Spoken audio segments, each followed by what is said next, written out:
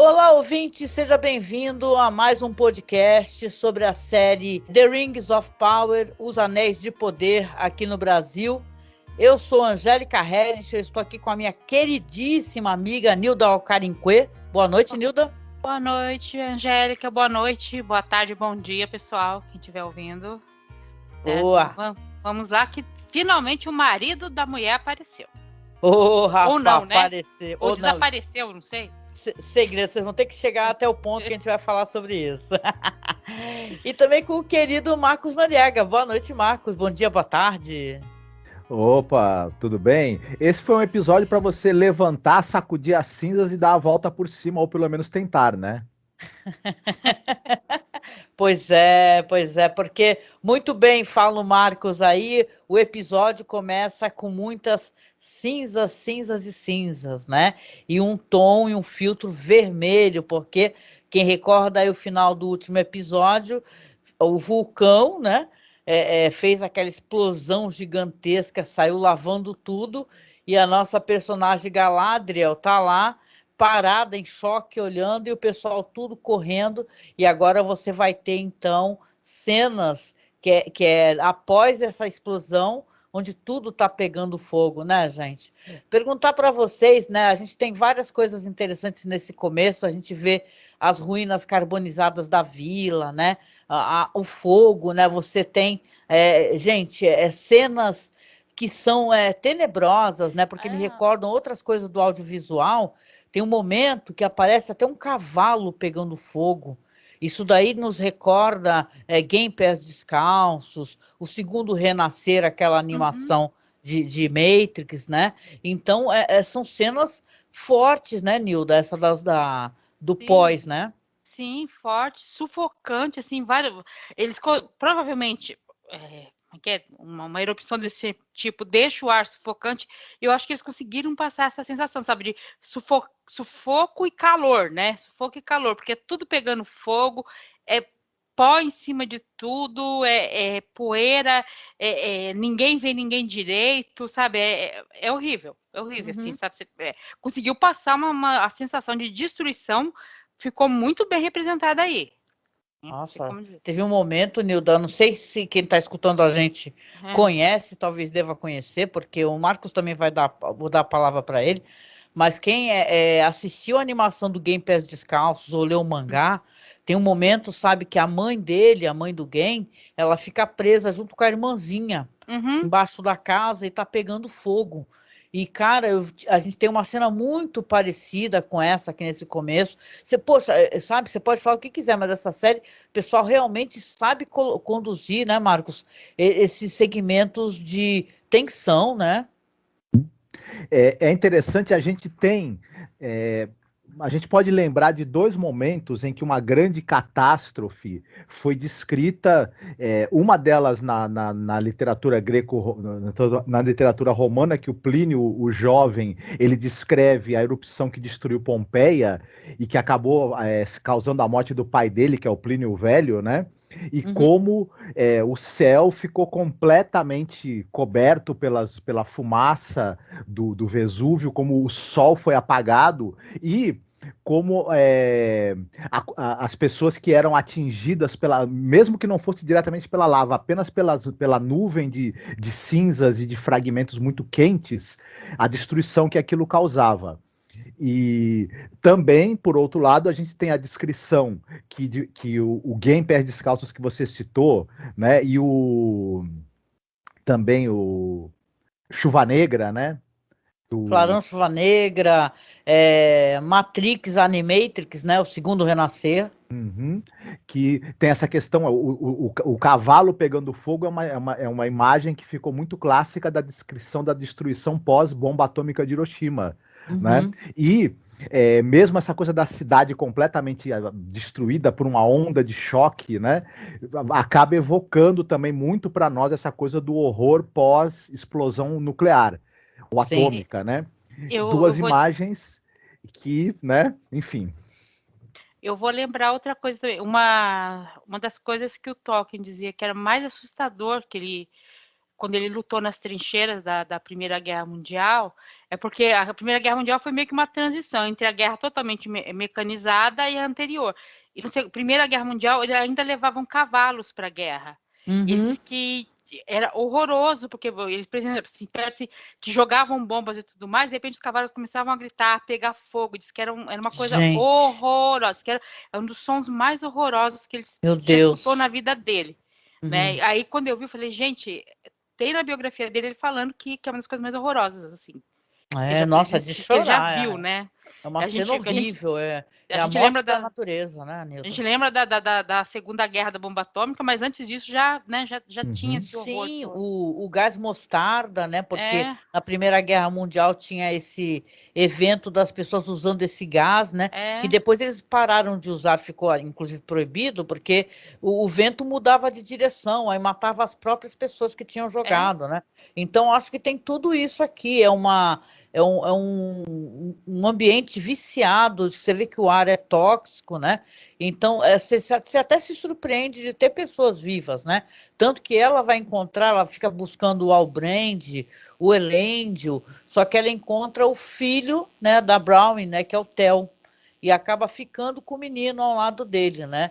Aí a gente vai tendo alguns outros segmentos, porque você vai ver que o Isildur é uma coisa que eu vou te perguntar, Nilda, o que você acha, porque ficou muito estranha para mim essas cenas do Isildur, porque você vê que ele encontra os amigos dele nos destroços, até numa cena que eu até fiz uma comparação com Game Pés Descalços, né?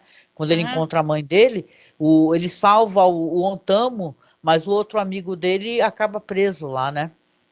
Então você vê que, na verdade, peraí, só um momento. Tá.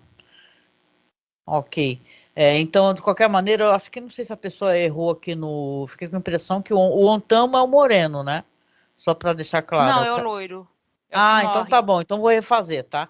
Você vê que ele encontra ali um amigo dele vivo, acaba descobrindo que o outro amigo dele está morto, o Ontamo, e a rainha regente, a Miriel, ela acaba ajudando pra caramba, né? Você vê que ela tá ajudando mulheres, crianças, e o Isildur tem essa aparição aí. Fica claro para a gente, enquanto espectador, que ele se encontra vivo, né? Mas para frente é um pouco estranho a gente entender porque para onde foi Isildur, né? Isildur some, desaparece, né? É porque eu revi, sério, um pouquinho antes de gravar, eu fui rever essa cena, porque ela é muito confusa, porque ela tá toda em vermelho, as pessoas pegando fogo, e se puxando, a rainha preocupada em tirar as pessoas vivas, tanto que ela dá uma bronca. Quando eles veem o amigo deles, o Ontamo, lá morto, ela fala, ele tá morto, vem aqui ajudar os outros, ele tá morto, sabe? Tipo, soldado, vem aqui, eu tô dando uma ordem, porque senão as pessoas ficam paradas chorando e não salva quem pode salvar, né? Sim, sim. E aí tem uma cena de coisa caindo e você não consegue entender direito o que aconteceu ali. É uma cena bem confusa mesmo, aquela cena. E difícil de enxergar. Sim. A gente intui que na hora que eles estavam ali tentando tirar as pessoas de dentro daquela casa, que o telhado estava para desabar, antes que o Isildur conseguisse sair, o Isildur e talvez mais algum colega, né? Alguém que estivesse lá dentro ajudando, acaba desabando, e aí as pessoas que já tinham conseguido sair, por exemplo, a Rainha Regente, pressupõem que no desabamento, quem ainda tivesse ali dentro morreu. A gente sabe, claro, que o Isildur não vai morrer agora, né? Mas ficou a impressão para quem estava ali, e como a Nilda falou, o fato de estar tudo escuro, a visibilidade está péssima, ter poeira por todos os lados, cinzas, na verdade, e o próprio ânimo das pessoas está meio abalado, né? Fez elas acreditarem que ali caiu o teto, não tinha esperança para quem estivesse lá dentro. O nome do episódio é The Eye, né? O olho, né? E claro, começa com o olho, você vê que é o olho da Galadriel, né? Aquele olho se abrindo cheio de cinzas, né? E depois, mais para o final, vai ter o outro olho, né? Que é um olho famoso, que é o olho de Sauron, né? Mas, cara, mas claro. E tem a questão, porque é nessa cena agora que cai as coisas todas que as cinzas atingem o olho da rainha, né? Isso, também tem a questão da visão, né? Boa lembrança que você fez, né? Que a rainha a gente vai acabar tendo essa descoberta triste, né? Que a rainha, ela vai perder a visão, né? Aqui vão aparecer 3 núcleos, vai aparecer esse núcleo, que eu pensei até que eles iriam protelar, não protelaram, né? Você vai ter o núcleo aqui do pós-explosão do vulcão. Você vai ter o núcleo dos anãos, né? Que é um núcleo bem interessante. E depois você vai ter também você vai ter agora o núcleo dos hobbits, né? Dos pés peludos e você vai ter também o núcleo dos anãos, né?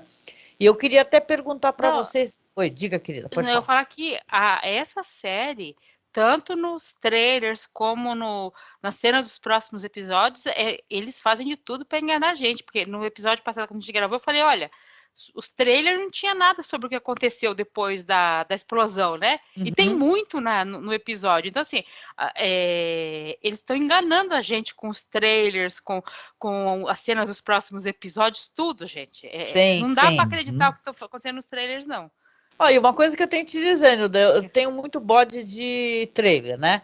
Eu fui pegando com o tempo, né? Porque eu sempre achei que tem gente que edita muito mal o trailer, entrega o que não deveria entregar, acaba tirando a surpresa do espectador, né? Não que eu seja aquela chata do spoiler, não, eu acho que é besteira.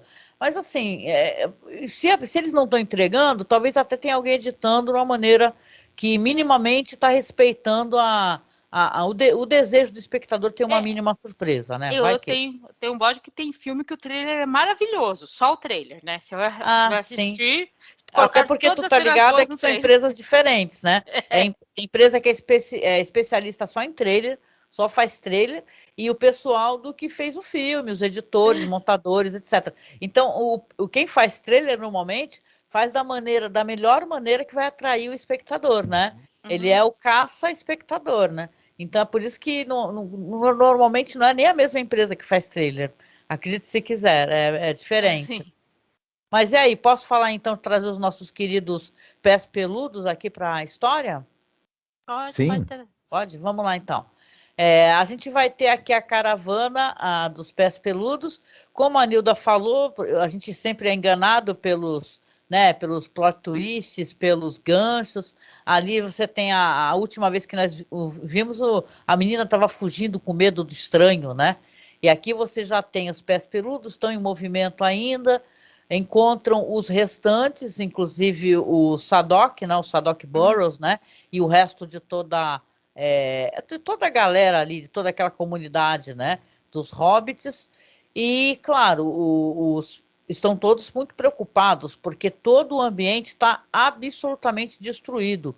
Inclusive, o Sadok fala que já tinha escutado falar dessas grutas, dessas montanhas que cospem fogo, né?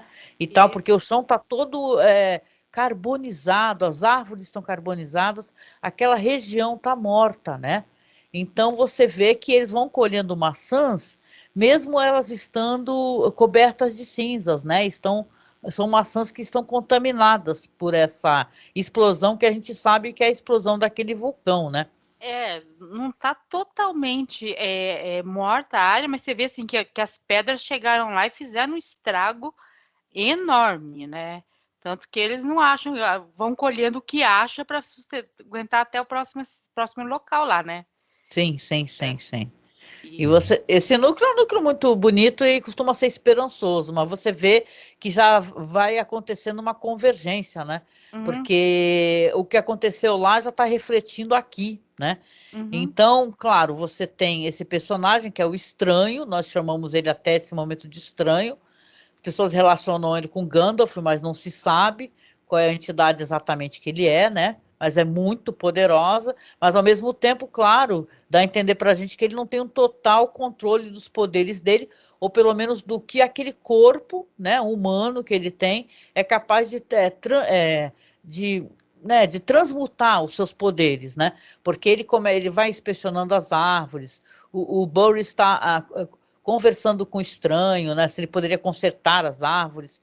E você vê que ele está ali, né? É engraçado, aliás, essa cena, né? Porque antes disso, a Nori, com muito medo, né? Tá conversando com o Sadok, fala, ó, não, a gente já pediu muita coisa para ele, não vou pedir mais nada, não. Porque ela sabe que ele não tem controle, né? Que pode dar em qualquer coisa, né? Ela e a Pop estão com medo, né? A Papoula. Ela já percebeu que ele tem poder e ele não tem controle do poder, né? Então é meio complicado ficar perto dele quando ele tá usando o poder. Sim. É complicado, né, Marcos? E Sim. diga, querido, pode falar. Não, eu gostei dessa coisa de, por exemplo, como você mesma tinha dito, a convergência dos núcleos. Eu achava que em alguns momentos de episódios anteriores da série, quando um núcleo estava acelerando, aí cortava para o outro, você acabava desacelerando o ritmo, até porque não havia uma conexão direta exatamente entre os acontecimentos específicos aí que estavam sendo mostrados em cada núcleo. A gente sabe que tem um pano de fundo igual para todos, né? São aspectos da mesma história que vão se unir, mas às vezes não tinha uma comunicação direta. Aqui é muito bacana essa coisa de fatos que acontecem em um dos núcleos, inclusive um fato que vai mudar tudo, né? Diga-se de passagem, e o fato importantíssimo que a gente vai deixar para falar no final, né? Porque essa erupção não é apenas uma erupção. Ele acaba refletindo no destino do núcleo seguinte, do outro núcleo, e tem essa coisa, porque o núcleo dos Brandonfoots, eles têm dos Brandonfoots, eles têm essa coisa de que ele tem uma jornada, digamos assim, né? Caminho, né? Um caminho que vai alterar os hábitos deles e a perspectiva de mundo deles. Isso tudo que eles vão encontrar pelo caminho. Então é muito interessante que um fato acontecido num núcleo vá contribuir para essa mudança que eles vão ter enquanto grupo mesmo. Diga, então, não, mas é isso. Eu gostei de ver como esse elemento que vai alterar o destino né, dos nossos queridos ali seres da floresta, né? Nômades enfim, como um elemento do outro núcleo influiu nesse e de uma maneira a fazer com que o arco deles caminhasse também. Então isso é muito bacana e, enfim. É que a gente não tem, né, tanta noção, porque assim, eles são arredidos, por quê? Porque eles são pequenos e eles sabem que eles não conseguem enfrentar pessoas grandes, né? Então eles têm que ficar escondidos e têm que ir em local que eles sabem que é seguro, né? Que é esse caminho que eles percorrem, né? A trilha que ninguém sai, né? Que eles têm. Mas tem uma fala interessante, porque quando o Sadok fala sobre as pedras que caem, ele fala, olha, o meu avô falava que ficava séculos sem explodir, mas quando explode é porque um mal grande está chegando. Olha. Então, assim, ele passa essa sabedoria, tipo assim, a família dele, pelo jeito, vai passando, são os historiadores, né, os que passam a tradição, então ele já se tocou ali, que quando chegou estranho, ele já viu que tinha coisa diferente. Quando ele vê essas pedras, ele vê que tem um mal chegando e que eles não vão, né, eles vão ter que fazer alguma coisa, ou não, mas assim... Reflete na natureza, né? ele já fica de cabelo em pé, já fica, né, assim, prevenido, né? Tipo, vou ter que fazer alguma coisa, vai ter que mudar alguma coisa. Ele não fala isso, mas você vê que a atitude dele já... Ele já percebeu que as coisas não vão ser mais como, né, foram por séculos, na época do avô, do pai dele, e ele já é mais velho, né, até pela vida toda dele, ele já está percebendo que vai ter mudança aí, né? Sim. Não, e a gente, enquanto espectador, né, eu sinto isso, pelo menos, a gente torce para que esse estranho, até porque mesmo ele errando, você vê que ele tem boas intenções, porque ele faz aquele esforço, né, quando pedem para ele para ajudar, para a árvore, para curar aquela árvore, você vê que ele está colocando uma força imensa ali e tal, e claro, dá errado, cai o galho, quase acerta a menininha, que é a irmãzinha da Nori, por sinal, né, quase esmaga a Nori, a irmãzinha, então, e fica todo mundo olhando chocado, não é verdade? Mas você vê que é a pessoa que está errando com muita intenção de acertar, né? Dá pena desse personagem, né, e tal, que está aprendendo como utilizar o corpo dele, porque a impressão é que ele tem o conhecimento, só que ele não está conseguindo fazer isso, né? Passar para frente, até porque ele não tem. E é aí que, na minha cabeça, eu penso que talvez ele fosse um mago, uma pessoa importante nesse sentido, teria que ter um cajado, teria que ter um objeto de poder, né? Para poder, porque através do próprio corpo dele, só com as mãos, ele não está conseguindo fazer, né? Essa transcrição do poder, né? Não, ele está com boas dificuldades aí, dificuldade de usar o poder, dificuldade de se comunicar, né? Tá bem complicada a situação para ele, né? Sim. Mas eu acho que a série já deu indicações narrativas suficientes para a gente pressupor que ele realmente é bom, né? Sim. Bom, E será até. que fariam isso, Marcos?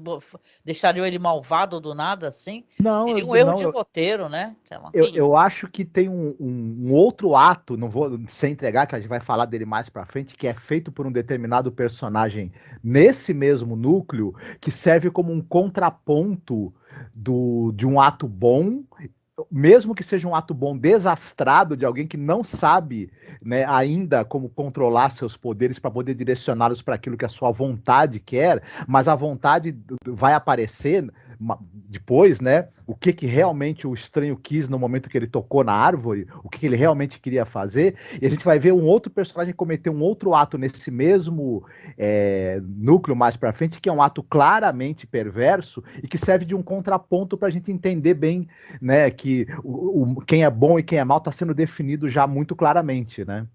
Exatamente, concordo contigo. Assim, vamos então lá para Khazad-dûm, na cidade de Khazad-dûm, né?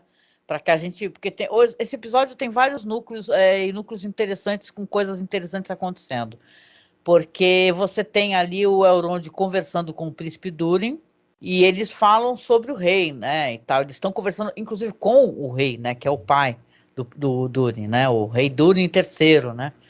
E aí você tem ali esse negócio de promessas, né? O Elrond vem trazendo promessas de riquezas, de suprimentos, né? Por séculos, né?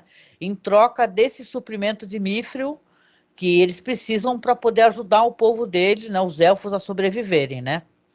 O Elrond está implorando ali para ajuda ao seu povo, né? Mas o rei diz que vai conversar sozinho com o filho dele.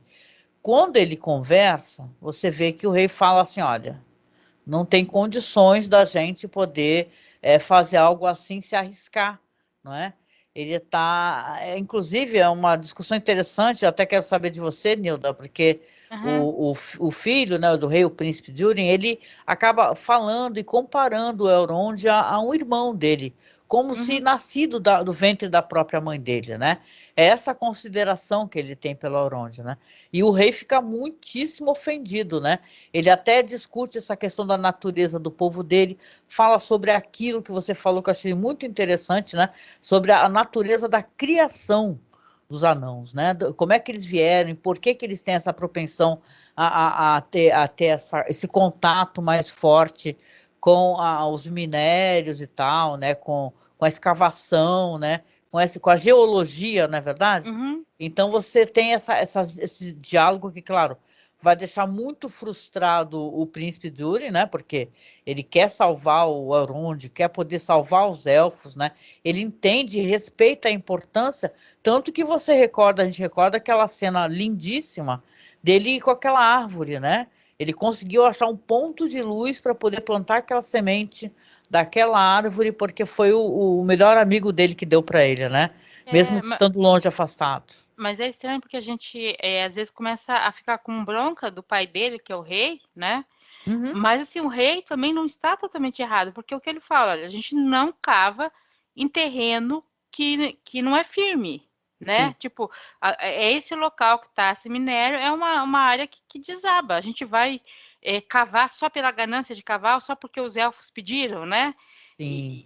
E É existe que uma eles rixa entre cheguem ao anão e termo, ele elfos e até tal. usa uma expressão, né, Nilda, que os elfos cheguem ao termo de suas vidas, né? Se for o É, destino deles, né? que Sim. ele fala, os elfos querem enganar a morte, né? Ele acha isso horrível, porque, sabe, você não tem que enganar a morte, se seu destino é morrer, tá? Assim, é uma fala meio fatalista dele, né? Pragmático. E tem toda uma briga dele não querer inovação, ou de ele não querer, né, fazer as coisas, mas também não é uma fala deslocada, assim, sem sentido. Tipo, você vai escavar num local que a gente sabe que é inseguro, É né? verdade. Uhum. Assim, é uma cena complicada. Eu gosto que coloca essa questão, porque não é uma questão nessa questão ali dos anãos, não é uma questão de bem e mal, é questão de cultura do povo, coisas que o povo pode fazer e até que ponto eles vão por outro povo, né? Uhum. Porque quem é amigo do Elrond é o príncipe, o rei Sim. não, o restante do povo não. Não, e o rei, ele tem que pensar no povo dele, né, na segurança do povo dele. Eu concordo demais contigo, né? Até porque, claro, a gente tá vendo um prequel, então a gente sabe o futuro, né? O que vai Uhum, acontecer ali. Então você lamenta, você entende, né, as questões, porque a cena é linda. Esse ator que faz o príncipe, né? uhum, Até tô com o nome dele aqui, é o Owen Arthur, né? Ele uhum. emociona, gente, ele chora, sabe? É uma cena lindíssima. Ele fala, é meu irmão e tal. E o rei fala, ele fala sério com o filho, fala, não, não importa, não fale isso. Você tem que pensar no seu povo, entendeu? No que pode acontecer com o seu povo. Claro que os elfos, eles também colocaram essa questão como sendo uma destruição não somente do povo deles, e sim de toda a Terra-média, por aí vai, uma Uhum. destruição em geral, né? É uma espécie de contaminação. Mas você entende perfeitamente, né? E eu até queria saber, até pergunto para você, Marcos, porque a gente tem aqui a Disa, que é uma personagem que, meu Deus, eu amo de paixão. Mas Aham. por que que a Disa, nesse momento, e eu queria entender, ela tá tão pilhada, ela é maravilhosa, essa personagem, ela tá ali batendo Uhum. ali com martelo, né? Um Nossa, machado, né? essa cena é Fazendo a linda. forja. É linda, é É linda. linda, é engraçada, porque um começa a falar que o pai do outro é piolento, sua mãe também é piolenta. Gente, é verdade, sim. Não, Nossa, e eu e, queria, eu achei linda a cena, adorei tudo, adoro a atriz, gente. Eu achei ela linda mesmo, sem sacanagem. Eu acho ela é, é, meu, ela é incrível, essa atriz bonita. E ela tem aquele sim. olhão ainda, por exemplo, que botaram uma lente de contato Não, nela, nossa, meio só que quem não amarela. se, assim, você entende porque que o Durin tá apaixonado por ela, né? Porque aquela Nossa, mulher é é um maravilhosa. mulherão daqueles, né? Aí ela tá brigando com ele, batendo com o martelo, fazendo lá aquela forja lá e discutindo, e tá metendo o pau no pai dele, falando assim: o seu pai não quer, tipo assim, ele não compreende a importância de escavar esse mifril e tal. E eu e o Marcos, né, Marcos? Por isso que eu quero dar a palavra pro Marcos aqui também. A gente tentou entender, né, Marcos, por que que de repente do nada a Disa virou a nora mais marrenta do mundo, né? A gente sabe que ela tem que ficar do lado do marido dela, que ela quer ficar ao lado do marido dela, né? Isso é claro, né? Uhum, Até por uma questão dela mesma, né? Ela fica ao lado do marido numa coisa que é importante para o marido, uhum. né? Porque ela sabe a dor dele e o que é importante para ele. Mas você ficou assim, a Jandisa, você tá botando muita pilha, né, Marcos? Eu lembro que a gente conversou sobre isso. Eu vejo aí duas hipóteses, né? Isso é um lado da. A gente já tinha em outros diálogos da personagem ela dizendo que não se agradava totalmente das decisões do pai, do Durin, né? Do rei. Então ela já chegou a se pronunciar, se eu não me engano, em episódios anteriores, de que isso deixava ela muito descontente, né? E que ela, de certa maneira, achava também que o pai estava restringindo a possibilidade do filho ser mais é, ativo, né? E tal. Eu não sei. É, ou ela tem essa coisa da questão de uma certa ambição natural que os anãos têm em relação a riquezas, a conquista e etc. Pode ser uma influência já do mal que já está instalado, perfeitamente instalado na Terra-média, né? Uhum. E já pode, Hum. inclusive ele está impregnado na Terra já. A gente já Eu viu o que lembro que a Nilda aconteceu. falou sobre isso, né? Também essa espécie de contaminação moral, né? Que vai acontecendo É, aos poucos, né? Sim. E pode estar afetando o cérebro, a mente das pessoas, o discernimento das pessoas, inclusive das pessoas muito boas também, que é o Sim. grande poder, talvez, que esse grande mal tem, é de turvar o discernimento de quem é bom. E isso, Uhum. né, é muito complicado, né, porque você faz o herói se desviar, né?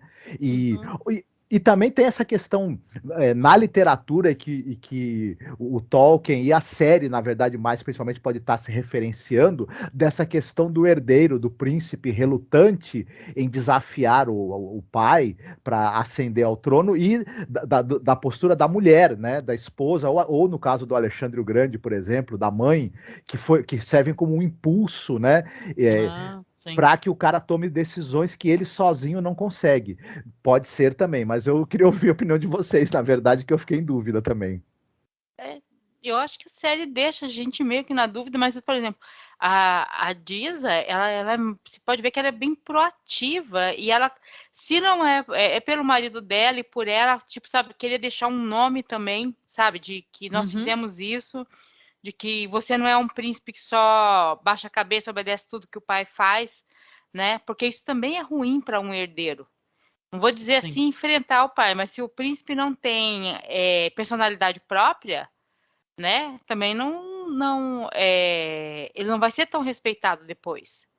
Né? Quer dizer, são muitas camadas, né, nessa coisa, porque pode ser várias coisas e pode ser todas elas. Pode ser ela um pouco mais corrompida, pode ser ela realmente agindo como uma nora que fica, olha, o sogro não é tão bom, o certo é minha mãe, entendeu? Sabe? Nossa, esse diálogo da mãe deu risada também, né? Mas a gente sabe que isso acontece, né? Então pode ser uma briga, uma coisa em relação a isso. E ela quer realmente, porque ela vê que esse Mithril, se os anões estão, se os elfos estão oferecendo, que eles oferecem o quê? 5 séculos de comida de graça para os anões em troca, assim, não é de graça, né? Em troca do metal, né? Quer dizer, ela falou, pô, os elfos estão querendo isso, não é só salvar os elfos, tipo, isso vai ser bom, porque se a gente não vai precisar sair para negociar a comida, eles vão poder minerar e fazer as coisas deles com mais tranquilidade, né? Sim. Eu Como toda quero. história tem seus perigos, né? Sim. Então, assim, tem muita coisa em jogo aí, né, para pensar, e ela, pelo jeito, tomou o lado da mineração, né, de minerar esse minério, o Mithril. Eu quero fazer negociata com os elfos, porque você assinar contrato com um povo que é imortal, o cara fala, não, eu te dou essa concessão por 1000 anos, eu sei que é pouco, mas vai ter que servir. Não, tá bom, né? Mas já pensou se a comida é só lembas? Aí danou-se, hein? Lembas, que eu lembro do Sam e o Frodo, lembas de dia, lembas de noite, lembas. Né? Claro que é comida de viagem, então a gente tá brincando, mas é engraçado, né? Se parar pra pensar, falando, meu Deus, aí chega um carregamento de lembas que não acaba nunca mais, né? São 5 séculos de lembas. Mas são muitas coisas bonitas que acontecem aqui. Claro que a gente ficou se perguntando sobre a Disa e por mim eu fico torcendo por ela. A cada momento que ela aparece na tela eu fico na ponta do sofá, que eu adoro essa atriz. Mas tem muitas cenas bonitas assim, inclusive da relação mesmo do Elrond com o Durin, né? Porque eles têm uma despedida, né? Ele vai contar para o Elrond e falar, ó, Elrond não tem condições, o meu pai não aceita, né? E depois que ele tem essa discussão com a Disa, porque o Elrond devolve aquele pedaço de Mithril, né, que ele deu, e ele fica bravo e ele joga na mesa, assim. Só que na outra extremidade da mesa tem a folha. E aí você vê a folha no mesmo momento se transformando, né? Ela adquirindo saúde, saindo aqueles veios escuros. Então você vê que é uma prova física, né? Uma prova ali mesmo, né? Tangencial que você vê que que funciona, né? E eles querem de qualquer maneira. É o que faz o Durin chamar novamente o Elrond, né? Você termina a cena com ele chamando, ó, Elrond, né? Volte, vai embora, né? E tal, né? Porque a gente vai ter aqui um outro segmento que vai voltar para as ruínas carbonizadas, mas eu acho que esse pequeno gostinho que a gente teve dos diálogos aqui de Khazad-dûm é muito bonito, né, Nilda? Sim, e aquela coisa, eles falam de novo da amizade, eles não sabem quando vão se ver de novo, eles se despedem, aquela coisa toda, aí daqui a pouco, Aaron, volta aqui, peraí, aconteceu um negocinho aqui, né? Você fica imaginando que eles vão, né, falar, tipo, tem uma prova ali da coisa que está acontecendo, né? Porque antes era uma suposição, agora é uma certeza de que aquilo ali vai funcionar. É verdade, com certeza, né? Pois é, esse episódio vai pontuado, é claro, com muitas cenas desses segmentos aí, das terras do sul, carbonizadas, pegando fogo, né? Aí você vai ter dois núcleos que. Isso é uma crítica que eu faço ao episódio, acho que o Marcos vai concordar também, é que por algum motivo o Theo e a Galadriel se separam, né? Daquela galera e ficam para um lado e o pessoal fica para outro, né? Você vai ter o Theo com a Galadriel, que está ali, inclusive, na Terra das Sombras, né? Que você vê que ela está encorajando ele a andar e tal, e ele fala para ela que ela fala sobre o passado dela, não é verdade? Essas questões até que você mencionou, não sei se é nesse momento, mas eu creio que é, né, Nilda? Que ela fala do marido dela, né? E tal, que ela fala, a gente descobre que ela é casada e que ela já é casada e na verdade ela tipo deve estar o quê? Uns 3 séculos sem ver o marido. sei lá quanto tempo tá. Mas assim, é interessante, e aí que eu fico. Porque assim, depois de toda a cena que a Galadriel vê e tal, aí o único outra pessoa que ela encontra é o Theo, eles vão conversando e tal. E você não sabe direito como que vai acontecer. Não é exatamente agora, mas ela começa a orientar ele e tem uma mudança de postura nela, nesse capítulo, que você fica, gente, mas cadê aquela Galadriel que eu sou superior a todo mundo, que eu vou Ela tá meio estrepar os deprimida, parece, orcs? tá meio chateada, né, e tal. O que tá acontecendo assim? Ela muda completamente, assim, eu falei, gente, ela realmente ela foi queimada no fogo, parece que renasceu, porque ela nessas cenas com o Theo é outra pessoa. Não sei se Ela vocês tá mais perceberam isso. humilde, né? Eu senti que ela tá mais humilde. Ela continua meio, não sei explicar, sabe? Como se ela não tivesse muita agência dentro das questões. Eu fico Uhum, com a impressão que a rainha tá ajudando muito mais pessoas e tal, que uhum, até inclusive se feriu, e ela tá meio em choque, né? Tanto que eu acho que esse desabafo que ela tem com o Theo, ela fala da vida dela, do passado uhum, dela. A gente, caramba, é a primeira vez, porque todo mundo se pergunta até esse momento, pô, e o marido da Galadriel, que é Celebrimbor, né? O nome dele, né? é É muito. Celebrimbor, né? O nome dele. Não é o Celebrimbor, não. Não, É qual é o nome dele? Celeborn. Celeborn. Celebrimbor é o tio do Elrond lá que vai fazer os É anéis. muito nome esquisito, né? Que a gente não consegue nem Não, decorar. deixa eu falar uma coisa. Por muito tempo, assim, o pessoal, os fã-clube que participa, nem todo mundo sabe falar direito, e demorou para nem todo mundo conseguia fazer as coisas. Então, muita gente chamava ele de Celeborn. Eu também, na minha cabeça, quando eu Então, tava lendo, era o Celeborn. aí numa conversa uma vez, um cara falou Cebolão. Aí, quando eu vi a cena dela falando que o marido dela sumiu, eu já postei.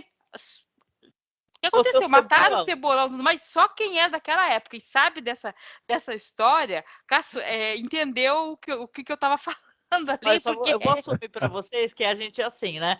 A gente fica, às vezes, que nem aquele pessoal que não sabe usar aquele monte de garfo e faca diferente em jantar, vendo a pessoa pegar primeiro para depois você copiar, né?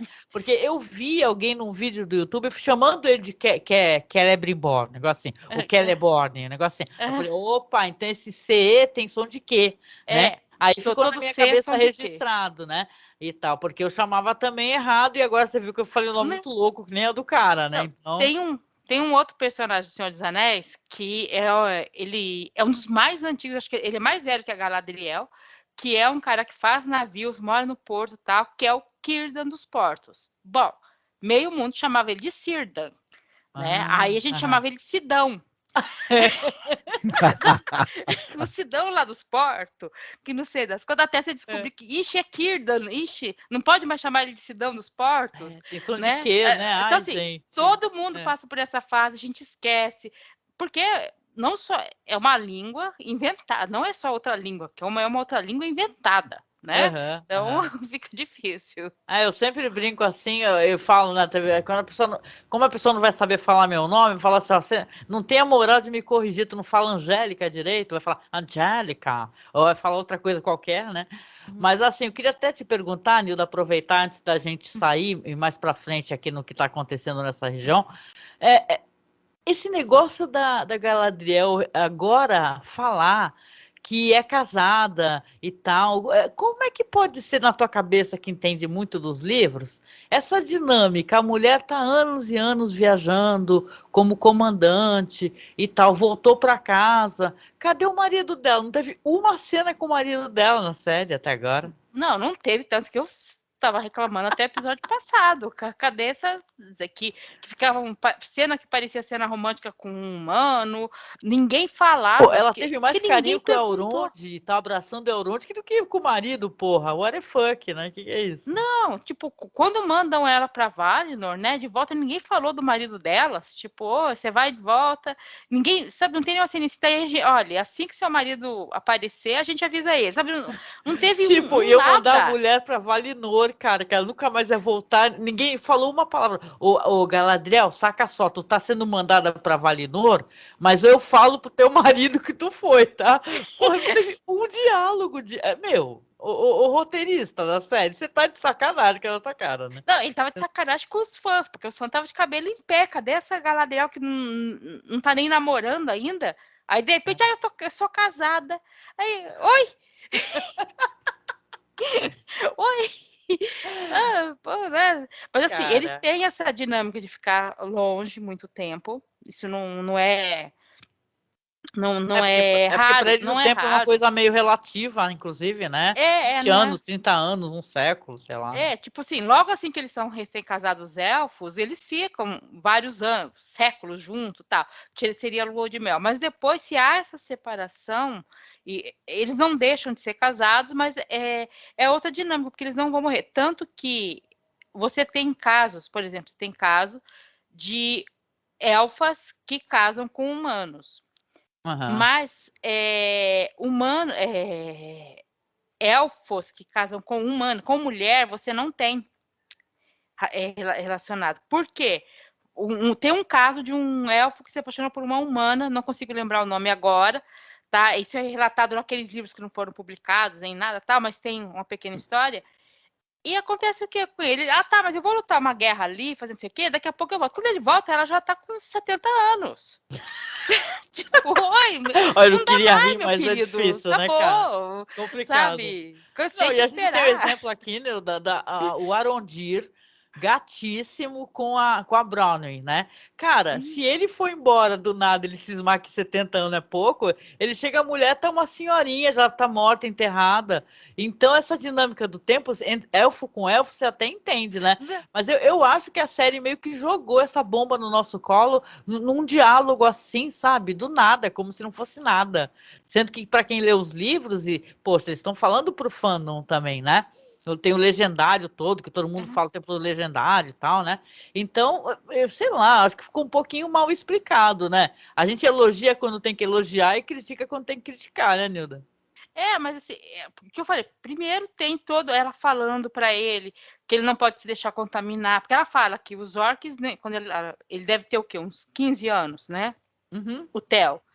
Quando eu tinha a sua idade, os orcs nem existiam ainda, né? Eu acredito que não devia, ou pelo menos ela não conhecia, porque ela morava lá em Valinor, né? Se existia orc, ela nem sabia ainda da existência, né?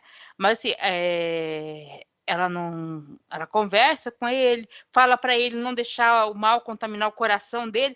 E aí eu penso, mas no episódio anterior,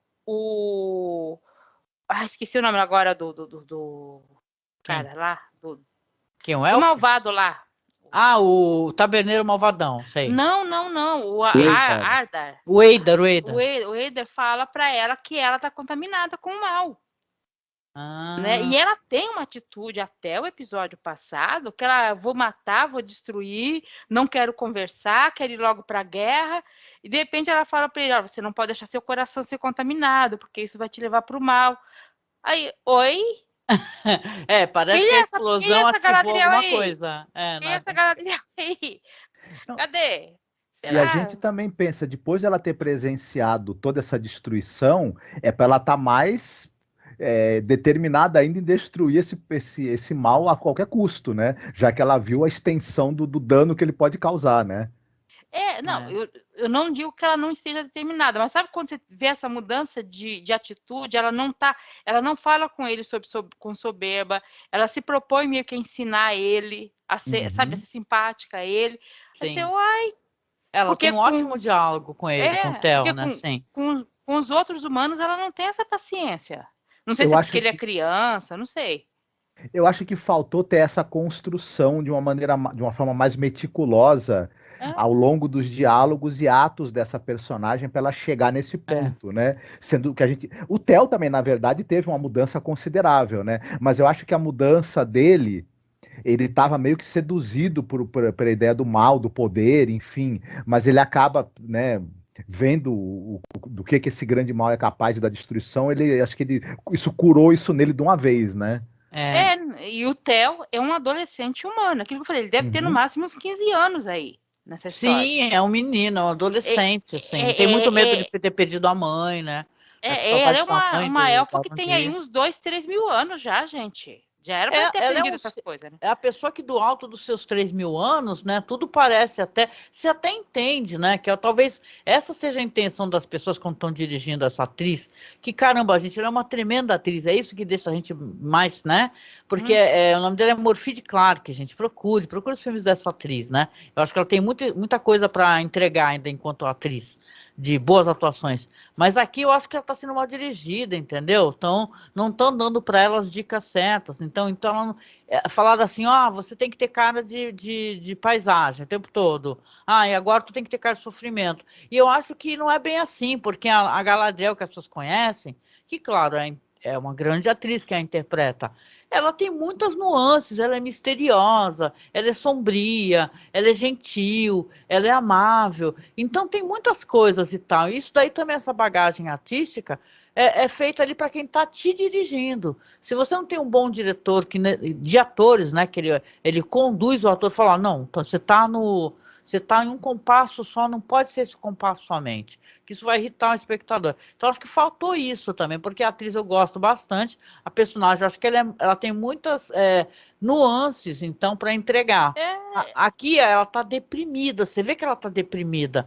Antes ela era insolente, ela era altiva. Aqui ela se encontra o tempo todo deprimida e se sentindo absolutamente culpada pelo que aconteceu. Não à toa, porque mais para frente a gente vai falar sobre isso, que quando ela encontrar a rainha regente, ela vai pedir perdão e tudo, né? E é, aqui ela está junto com o Theo tentando se esconder porque já caiu a noite e os orcs estão nas florestas, né? Então está escondida com o Theo. Aliás, rapidinho, Nildo, antes de dar aliás, a palavra, rapidinho.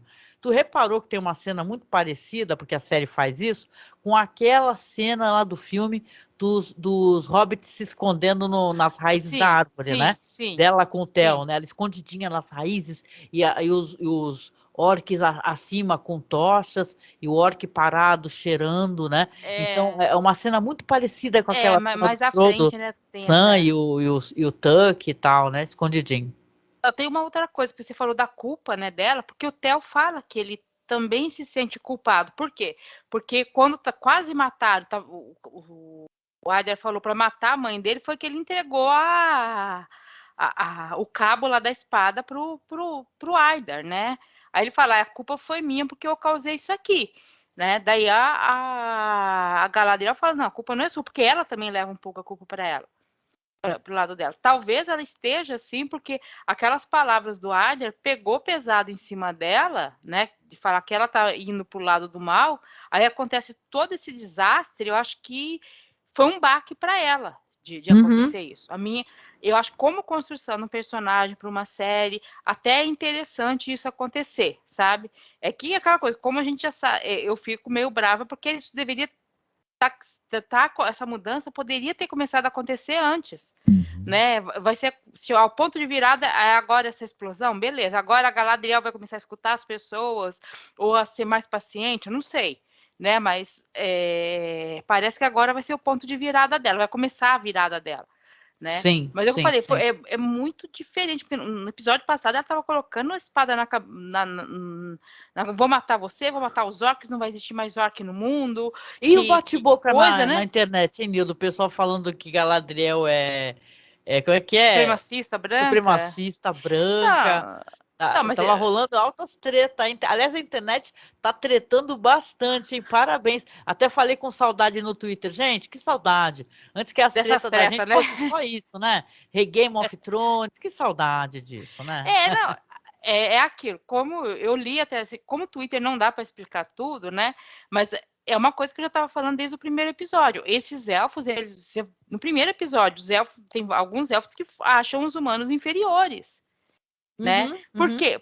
É aquilo que eu falo, não é porque e é um pouco o retrato do europeu, não é porque o europeu não é nazista e não quer te enfiar num campo de concentração, que ele é menos racista em outras coisas. É claro. Sim, Né? sim, sim. Aqui no Brasil a gente tem, sabe assim, porque o racismo ele tem várias camadas, e tem algumas camadas que são aceitas, né? É Principalmente verdade. quando você está em frente a um mal muito maior. A gente tem aqui no Brasil um fenômeno do nazista que não quer ser chamado de nazista, né? Mas... É o neonazi que não quer ser chamado de neonazi, por aí vai. Ele fala, não é nada disso. Você está falando que eu sou a favor do Hitler? Eu não sou. É né? aquele Mas a gente daqui a pouco vai para racismo. política de novo. É aquele racismo que, assim, eu sou tão legal que eu vou tratar você quase como se você fosse igual a mim. Né? É Então, esse tipo de essa racismo, pessoa, né? ela não é malvada em si. Se ela vê sabe, se ela vê uma cena claramente racista, aquela coisa escancarada, ela vai se horrorizar, entendeu? Mas ela não percebe, às vezes, os pequenos racismos, tipo, quando você tá na rua, você tá no shopping, você sempre acha que aquela pessoa mais escura é o segurança, é o... Nossa, é quem está te servindo, assim, né? Então, e isso é uma coisa que tem gente que você sabe que é gente maravilhosa, gente que não se vê uma pessoa nazista vai combater, mas a cabeça Mas é o tal do racismo estrutural, isso é estrutural. Então, assim, isso. ela tem muito disso. Então, assim, ela se considera superior, porque ela vive mil anos, viu as árvores de Valinor, ela é super iluminada. Eu vim aqui para salvar esse povo, porque eu sou a salvadora, a grande salvadora branca. Isso é um racismo. Ela é, mas aí que tá, sim, mas aí quando se a pessoa é inteligente, tem que pegar a obra, é assim que a gente faz para analisar. A gente pega a obra, fala, nossa, essa obra ela está contextualizada de que ano em que ano? Qual o recorte social, de cor e raça do autor? É assim que a gente faz, porque a gente brigar entre a gente, ok, a gente pode até chegar em algum ponto, ou pode não chegar em nenhum ponto, né? Então, talvez seja interessante a gente sempre tentar pegar o produto original e tentar analisar da onde esse produto original ele está o que ele está remetendo, qual é o recorte de época, o que se entendia, né? Então é por isso que é legal a gente falar sobre isso, porque a série é um retrato do conteúdo que já existe, né? Ou do que se entende, né? Ela é uma coisa que se achava aceitável até um tempo atrás, da pessoa branca que vou lá salvar os pobres, sabe? Sem escutar muito eles. A Daenerys Targaryen, lembra? Então, a Galadriel é um pouco isso, e ela está crescendo, porque assim, a Galadriel, ela tem uma coisa que ela se acha culpada por ter saído de Valinor também, ela tem muita culpa dentro dela. Sim. E ela tá trabalhando isso, eu acho que a partir daí você vai trabalhar um pouco, mas ela permanece na Terra-média depois de vários fatores, ela permanece como penitência, aquele local que aparece lá no Senhor dos Anéis, que ela mora, Lórien e tudo mais, ela vai morar com elfos que perderam o reino, um monte de coisa, ela está se penitenciando, ela não se dá o direito de ir para Valinor até ela achar que não ser tem digna, mais né? essa ganância dentro dela, que é aquela cena do primeiro filme que ela vê um anel e ela fica assim, parece um Munhadriel, a gente chama, sabe, que fica tal, que ela baixa, a ganância baixa ali nela e ela consegue não ceder. Sim. Então, assim, ela tá num processo, e essa série mostra muito esse processo que ela tá. Agora, que eu falei, teve a briga no Twitter, aquela moça, pelo menos a que eu li, né, ela não está totalmente errada de tudo. Só que assim, é claro, você vai dizer, olha, ela é porque ela fica chamando eles de orc, não de uruk. Então isso é uma prova, sim, isso é uma prova de racismo, mas a gente também sabe, por experiência, eu sei por experiência que tem muita coisa que acontece assim, olha, tá bom, eu não vou mais chamar você assim, vou chamar assim. Tá, beleza. O que mais você vai fazer? Nada, só vou mudar o jeito que eu te chamo. Né? Porque para parecer bonito acontece... na foto, né? Para falar assim, olha, eu vou mudar o meu vocabulário, eu vou ter todo cuidado com o meu vocabulário. E detalhe, eu não estou querendo dizer que isso não seja importante, é legal a gente comentar. Mas você tem que, dentro de si, tentar entender, primeiramente, que a gente vive racismo estrutural, sim, então você vai ter que desconstruindo aos poucos dentro de ti coisas que te dão gatilho do racismo. Porque as pessoas, às vezes, são racistas, elas nem acham, como tu falou, que estão sendo racistas, né? Então, elas acham que estão fazendo coisas boas, às vezes, dependendo do caso, né? E é o que a Galadriel faz muito. Mas, por exemplo, eu vou falar a questão da palavra, por quê? Porque eu peguei a primeira onda do politicamente correto, que foi muito ruim, por quê? Porque, não, porque as pessoas ficam, por exemplo, aqui no Brasil, você não pode usar a palavra mulato, porque é isso aqui. Beleza, paramos de usar a palavra mulato, ninguém mais usa, isso é uma palavra horrorosa. Você inseriu as pessoas negras e pardas no mercado de trabalho? Não. Você começou a colocar mais pessoas negras no audiovisual? Não, até diminuiu. Mas a palavra mulato ninguém mais usa. Não, a gente chegou num ponto que a pessoa não usa mais a palavra mulata, mas vai lá e vota 22. No cara É, que fala exatamente publicamente que nos quilombos as pessoas não servem nem para se reproduzir. Então é assim, gente. É por aí. Desculpa a gente dar esse, né? Paramos aqui para falar sobre isso, mas é importante, até porque essas discussões ficam pululando, né, Nilda? Fica aquele reme, né? Não, eu gostei quando a moça levantou a questão, né? Mas depois eu postei, assim, gente, porque ela colocou, os orcs são, os uruks são os refugiados. Só que assim, eu não gostei muito dessa comparação com refugiados, apesar de até certo ponto eles podem ser considerados refugiados, porque você pode colocar, bom, se todo refugiado é igual os orcs ou uruks, então quer dizer que os refugiados são ruins. É uma faca de dois legumes, né? É uma faca de dois gumes. Porque Você você começar a usar tem que tomar essa cuidado quando faz comparação. as referências, para, claro, a gente tem que, até porque o audiovisual é muito isso, né? Visual. Então você pode ter, também tem isso. As pessoas comentavam, por exemplo, que as vilãs da Disney, todas elas são gordas. Por exemplo, aquela lá da Pequena Sereia, Sim. inspirada naquela atriz maravilhosa Divine, entendeu? Mas ela é uma mulher gorda. Então o que que tá aqui tá dizendo? Tá ensinando as crianças a serem gordofóbicas. Não, Então, e o um monte de audiovisual tem que vilão ter gay que estudo da tem. semiótica, mas ao mesmo tempo a gente tem que tentar.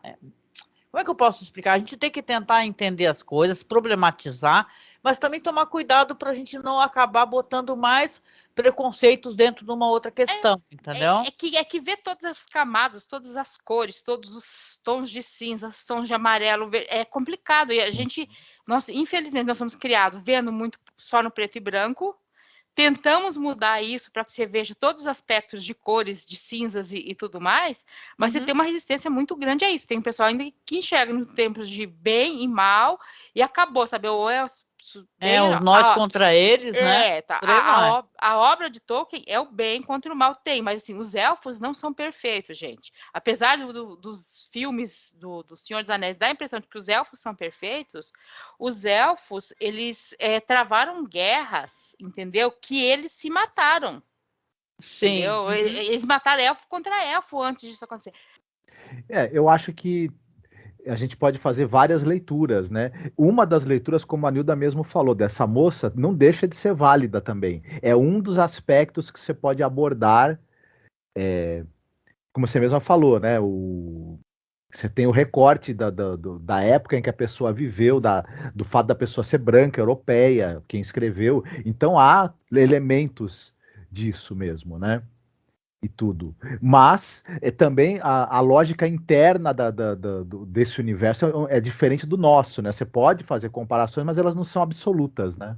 Entendi. Só mais uma coisa, quando eu vi toda aquela cena, né, dos órgãos, é o que eu falei um pouco, eu falei do outro episódio, você tem que ver, os caras, eles têm o direito à liberdade e querem o canto deles. Como é que eles vão fazer o canto deles?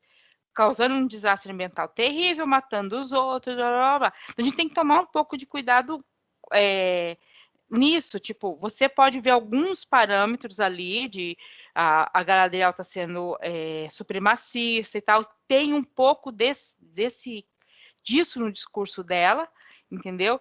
Mas porque é um personagem que está em construção, e a gente talvez tenha que levar isso, eu espero que a série leve a isso, para mostrar como a pessoa pode mudar, inclusive ela, né, pode mudar para melhorar toda essa relação, porque ela tá do lado de bem, mas sabe assim, quando a gente vê, eu vou falar, agora estamos num momento político meio complicado, então você pega, eu conheci muita gente que tinha uma fala, vou falar assim, o Felipe Neto, né, o que ele falava há 10 anos atrás, não tem nada a ver com o que ele fala hoje. Então a pessoa pode mudar. Eu ainda tenho críticas a ele, mas, gente, o que esse rapaz mudou? E não é porque ele veio eu tenho para a críticas esquerda, até né? a mim mesma, inclusive, enquanto uma pessoa que participa de um podcast, as minhas falas, eu lamento muitas coisas que eu falei, eu já fiz. Eu não sou uma pessoa perfeita, e eu acho que a gente concorda, nós somos 3 adultos aqui, nós todos somos seres humanos em evolução, né? Cada dia a gente tenta melhorar mais um pouquinho, né? Então, claro, isso, as pessoas também acham que isso daí às vezes também contamina, sabe? Fica essa briga toda. Tem gente que fica bravo porque tu tá assistindo e tá gostando, sabe? Fica, que nem eu falei, esse reme-reme, né?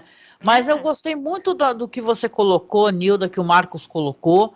E vamos lá, vamos em frente aqui, comentar aqui, para que a gente, né, Como eu falei, a gente tem o Theo e a Galadriel caminhando. Eu até me antecipei um pouquinho, eu estou lendo aqui o texto, que a gente segue um texto direitinho, né? Uhum. Esse negócio dela falar do marido e tudo, é até uma cena mais adiante, justamente quando está escuro, né? Você vê mais à frente também, porque você vai ter, paralelamente, a rainha regente se movendo, né, a cavalo junto com o Elêndio, né, perguntando se o acampamento não está muito longe. E aí sim a gente vai descobrir que a rainha perdeu a visão, porque o Elêndio começa a perceber que ela está parada. Tem até um momento que eles colocam isso de uma maneira bem clara para o espectador, né? Ela quase bate a cabeça dela num galho, né? Passa bem rente ao rosto dela, da atriz. Aí ela fala que enxerga tudo cinza. Ela pergunta como é que está o ambiente, está tudo cinza. E aí ela fala para ele, ó, mas segue adiante, para as pessoas não se apavorarem, né, não ficarem nervosas, né? E aí você descobre que a Miriel, bem que o pai dela falou, né, o Nilda, que Isso, para ela teria somente tristeza, né? E só escuridão, escuridão, ele fala isso, escuridão. né? A gente só não consegue entender, às vezes, a palavra do profeta, né? O profeta vai ter escuridão lá na frente. Você pensa, ela vai morrer, não, ela vai ficar cega, né? É interessante. É. Mas fora isso, tem uma cena anterior que ele vê um pessoal com um cavalo do Isildur e o Elêndio pergunta, cadê meu filho, né? E Gente, aí onde é que eles foi dão... parar? E ele... Eu não sei, porque a cena fala que ele fala assim, não, eu vou aonde ele tá, onde vocês deixaram, dá a entender de que ele vai correr para salvar o filho. Aí passa mais um pouco, ele tá caminhando com ela, né? Porque essa cena vai alternando, né? Entre a Galadriel e a rainha, né? E o pessoal ali, eles vão alternando. E aí, depois, quando aparecem de novo, ele tá junto com a rainha. Então, tipo, ele não foi lá. Mas, Uhum, assim, sim. provavelmente convenceram ele que não adiantava ele ir lá pro meio do fogo atrás do filho, né? Porque tá... Mas não é o resto... estranho para você? Não ficou estranho para ti? Porque a gente viu que o Isildur estava vivo. E não pareceu, não ficou claro para mim que ele estivesse correndo o risco de morrer. Entendeu? Parece que ele conseguiu se safar. E aí Não, depois ninguém acha o Isildur estranho, né? Não, estranho, mas a aquelas... cena final é quando desaba o telhado, a gente não sabe, né, se ele sobreviveu. A gente É sabe porque verdade. a gente sabe que ele vai, né, enfim, Sim, sim. aprontar poucas e boas Porque ainda, ele mais pra aparece frente. na cena inicial do Senhor dos Anéis, a É Uhum. Sociedade do verdade. Anel. Verdade. Ele aparece lá, na cena inicial, com o Elrond gritando, Isilda, Isilda. Nossa, melhor cena. Isildur! Pois é, A então gente... é triste ver o que acontece para Miriam, né? Porque Hum, ela é uma pessoa muito digna. Essa daí, ela até enquanto a Galadriel estava meio em choque, né? Triste, hum. apática, ela estava correndo, dá essa impressão, tá toda suja, descabelada. Ela tá tentando ajudar de qualquer maneira, acaba perdendo a visão. A gente tem também aqui, e essa cena eu acho que eu vou falar dela completamente para ficar mais fácil para gente, Uhum. a continuação dos hobbits. Você vai ter ali o estranho sendo expulso, né? Porque o Sadok vai falar para ele, vai dar um papelzinho, olha, você segue esse mapinha aqui, tá? E vai porque, né? Sabe como é que é? Não tá dando certo, né? O problema não é você, somos nós, não é brincadeira, né? É a gente, aquele término de namoro, né? Que fica falando, sabe como é que é? Segue em frente. E claro, é uma cena interessante porque você vê que eles vão se arrepender. Porque a noite vai chegar e tal, vou falar da cena completamente. E vai passar a noite, e quando chega amanhã, você tem a menina, que a Papola é muito fofa, né? A Uhum. Papola tá comendo a maçã toda contente, amarradona, e a Nória acorda, fala: Meu, você tá comendo a maçã é nossa comida e tal. Aí ela fala: Não, levanta aí que você tem que ver, né?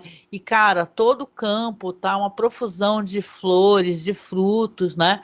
Então, até as plantações próximas cresceram, né? O poder do estranho é tão forte, mas tão forte, né, que você vê que, caramba, ele tudo ali, né, foi curado, né, e tal. E elas, claro, se arrependem, né, e ao mesmo tempo você tem uma cena linda, né, Nilda?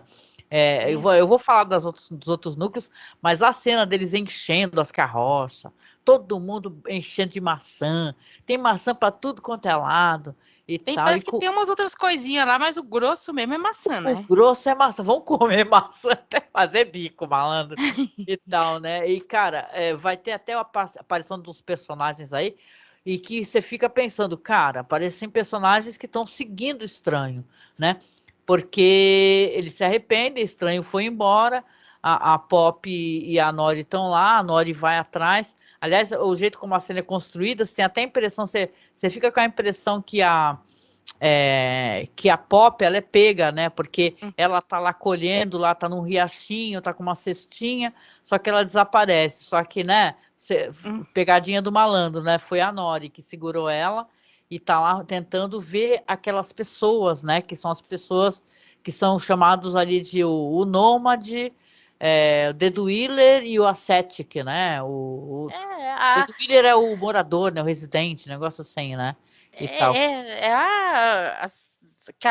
Aquele povo que parece que é de uma religião estranha, né? Porque não parece que parece que é uma sacerdotisa e seus guardas, né? Dá a impressão de que é isso. Diz aqui que são 3 mulheres enigmáticas. Então parece que são todas mulheres mesmo, e elas estão seguindo estranho, e tem aquela face, né? Elas estão cheirando, estão tocando a flor que nasceu da árvore e tudo, né? E, cara, e é muito triste, porque o desfecho disso, se a gente tem uma cena muito contente, a gente vai ter cenas tristes aqui, porque o pai vai, né, correr para tentar ajudar as meninas, mandar as mulheres irem embora, com aquela tocha, né, e tal, falando assim, sai de perto da minha filha, e tal, só que ela apaga, né? Tem um poder forte, ela e toca fogo em tudo, cara. Dá uma dó.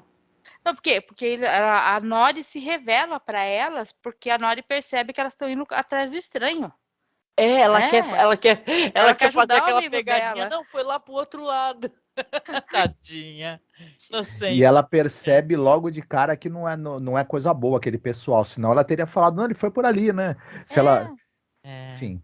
Aí você vê aquele monte, as carroças que tava cheia de comida, porque assim, eles chegaram lá, boa parte da comida estava queimada, por causa das pedras. Aí o estranho conseguiu fazer aparecer mais comida. Aí eles encheram as carroças de comida. Aí vem essas mulheres aí dessa religião estranha. Eu tô chamando de religião, mas eu não sei se é religião, tá, gente? Nem eu também tô. Porque uma delas tem uma roupa que parece daquelas sacerdotisas gregas, mas não sei se é isso, porque. Aliás, o figurino é lindo, hein, gente? É um gente... enigma muito estranho ali. Elas tacam fogo lá na comida toda, gente. Eu adorei que você chamou de Enigma, já me lembrou aquela banda lá, lembra? Enigma? Aquela. Se a gente for pensar, o próprio nome desses personagens já evoca a questão de um culto. O asceta fala por si mesmo, né? O ascetismo é o Hellraiser, cara. Uma espécie de sacerdotisa, que é a residente, né? E o nômade é nômade porque está procurando o astro, né? Que indica ali a constelação que indica a chegada de uma divindade, né? Sim. Então tá toda a cara que eles até simbolicamente estão representando um culto mesmo, né? Olha, eu não sei o que eles querem fazer. Claro que a gente não vai descobrir até o final dessa temporada, né? Se for nessa temporada, né? Não, acho que a gente não vai descobrir. No máximo, eles vão chegar até o estranho, porque como só tem mais um episódio, a gente aqui tá gravando o penúltimo podcast, né? Então, com certeza, as respostas a gente não vai ter. Mas que é uma cena que ao mesmo tempo, tem tudo a ver com o núcleo, né, dos Hobbits, porque eles passam por esse verdadeiro desastre, porque eles dependem das carroças, eles dependem de poder se locomover, eles dependem dos víveres, né, para poder continuar viajando. E, cara, o choro é tristíssimo, né? A cena é muito triste. Mas também o que acontece depois chega a ser surpreendente de eles, depois daquela desgraça toda, eles verem que tudo pegou fogo. Aí a Nori fala, vou atrás do estranho. Aí a Papola fala, eu também. Aí vai a madrasta, eu também, né? E começa todo mundo, né? Falando, beleza, até o Sadok. Quer saber? Eu vou também, entendeu? E a mulher dele, é uma galera que vai, né? Você para pra pensar, parece a Sociedade do Anel, né? Que aí é a Sociedade Hobbit. É um pouco isso, né? Quer dizer, quando vai, acho que é só a família da Nori com o Sadok, mas a família da Nori não é só a Nori, o pai e a madrasta. Eles têm umas crianças ali que eu acho que as crianças não vão, né? Mas eles vai um bando que, para a cultura deles, isso já é bem estranho. Mas aí uma delas fala, não, mas o Sadok ele é especialista em achar caminho. Uhum. né? E o restante que fica dá a entender de que eles vão seguir aquela rota que já é conhecida, né, de todo mundo. O caminho que todo mundo percorre atrás de comida o ano, né, todo eles vão, cada estação Sim. do ano eles vão indo para um canto. Então, assim, eles vão lá. Mas é engraçado porque a Nori, antes disso, ela tem um momento que ela de resignação, fala, não, tá todo mundo certo, a gente não tem que ser aventureiro, que não sei o que, ela tá toda ali, a mãe dela olha para ela, assim, tipo, né, ela tá toda triste, assim, ela perdeu a razão de viver dela ali, né? A madrasta dele é maravilhosa, né? Que É, ela leu direitinho ela, né? mas aí a hora que ela vê que o estranho teve comida, que tem gente perseguindo o estranho, ela já muda de ideia, assim, não, vou ajudar meu Ela amigo. fala assim, ó, fala, não precisa fazer isso agora. Ela tá lá toda compenetrada, né, arrumando a carroça, né, e tal. E você vê que a madrasta entendeu, fala assim, olha, você não precisa ser diferente também, né, do que você é, né? Uhum, Então é muito bonito, é um núcleo familiar muito bonito, sabe? Porque a uhum, gente tem muitos solteirões, né? uhum, Você tem o Bilbo, que é um solteirão, não é casado, uhum. não tem filhos. Você tem o Frodo, que tá meio na cara, é outro solteirão. Quem não é solteirão aí é o Sam, né? Que É, depois até termina o filme daquele jeito maravilhoso, né? Com a Rosinha, né? o Sam depois tem uns 10 filhos, gente, 10 ou 11.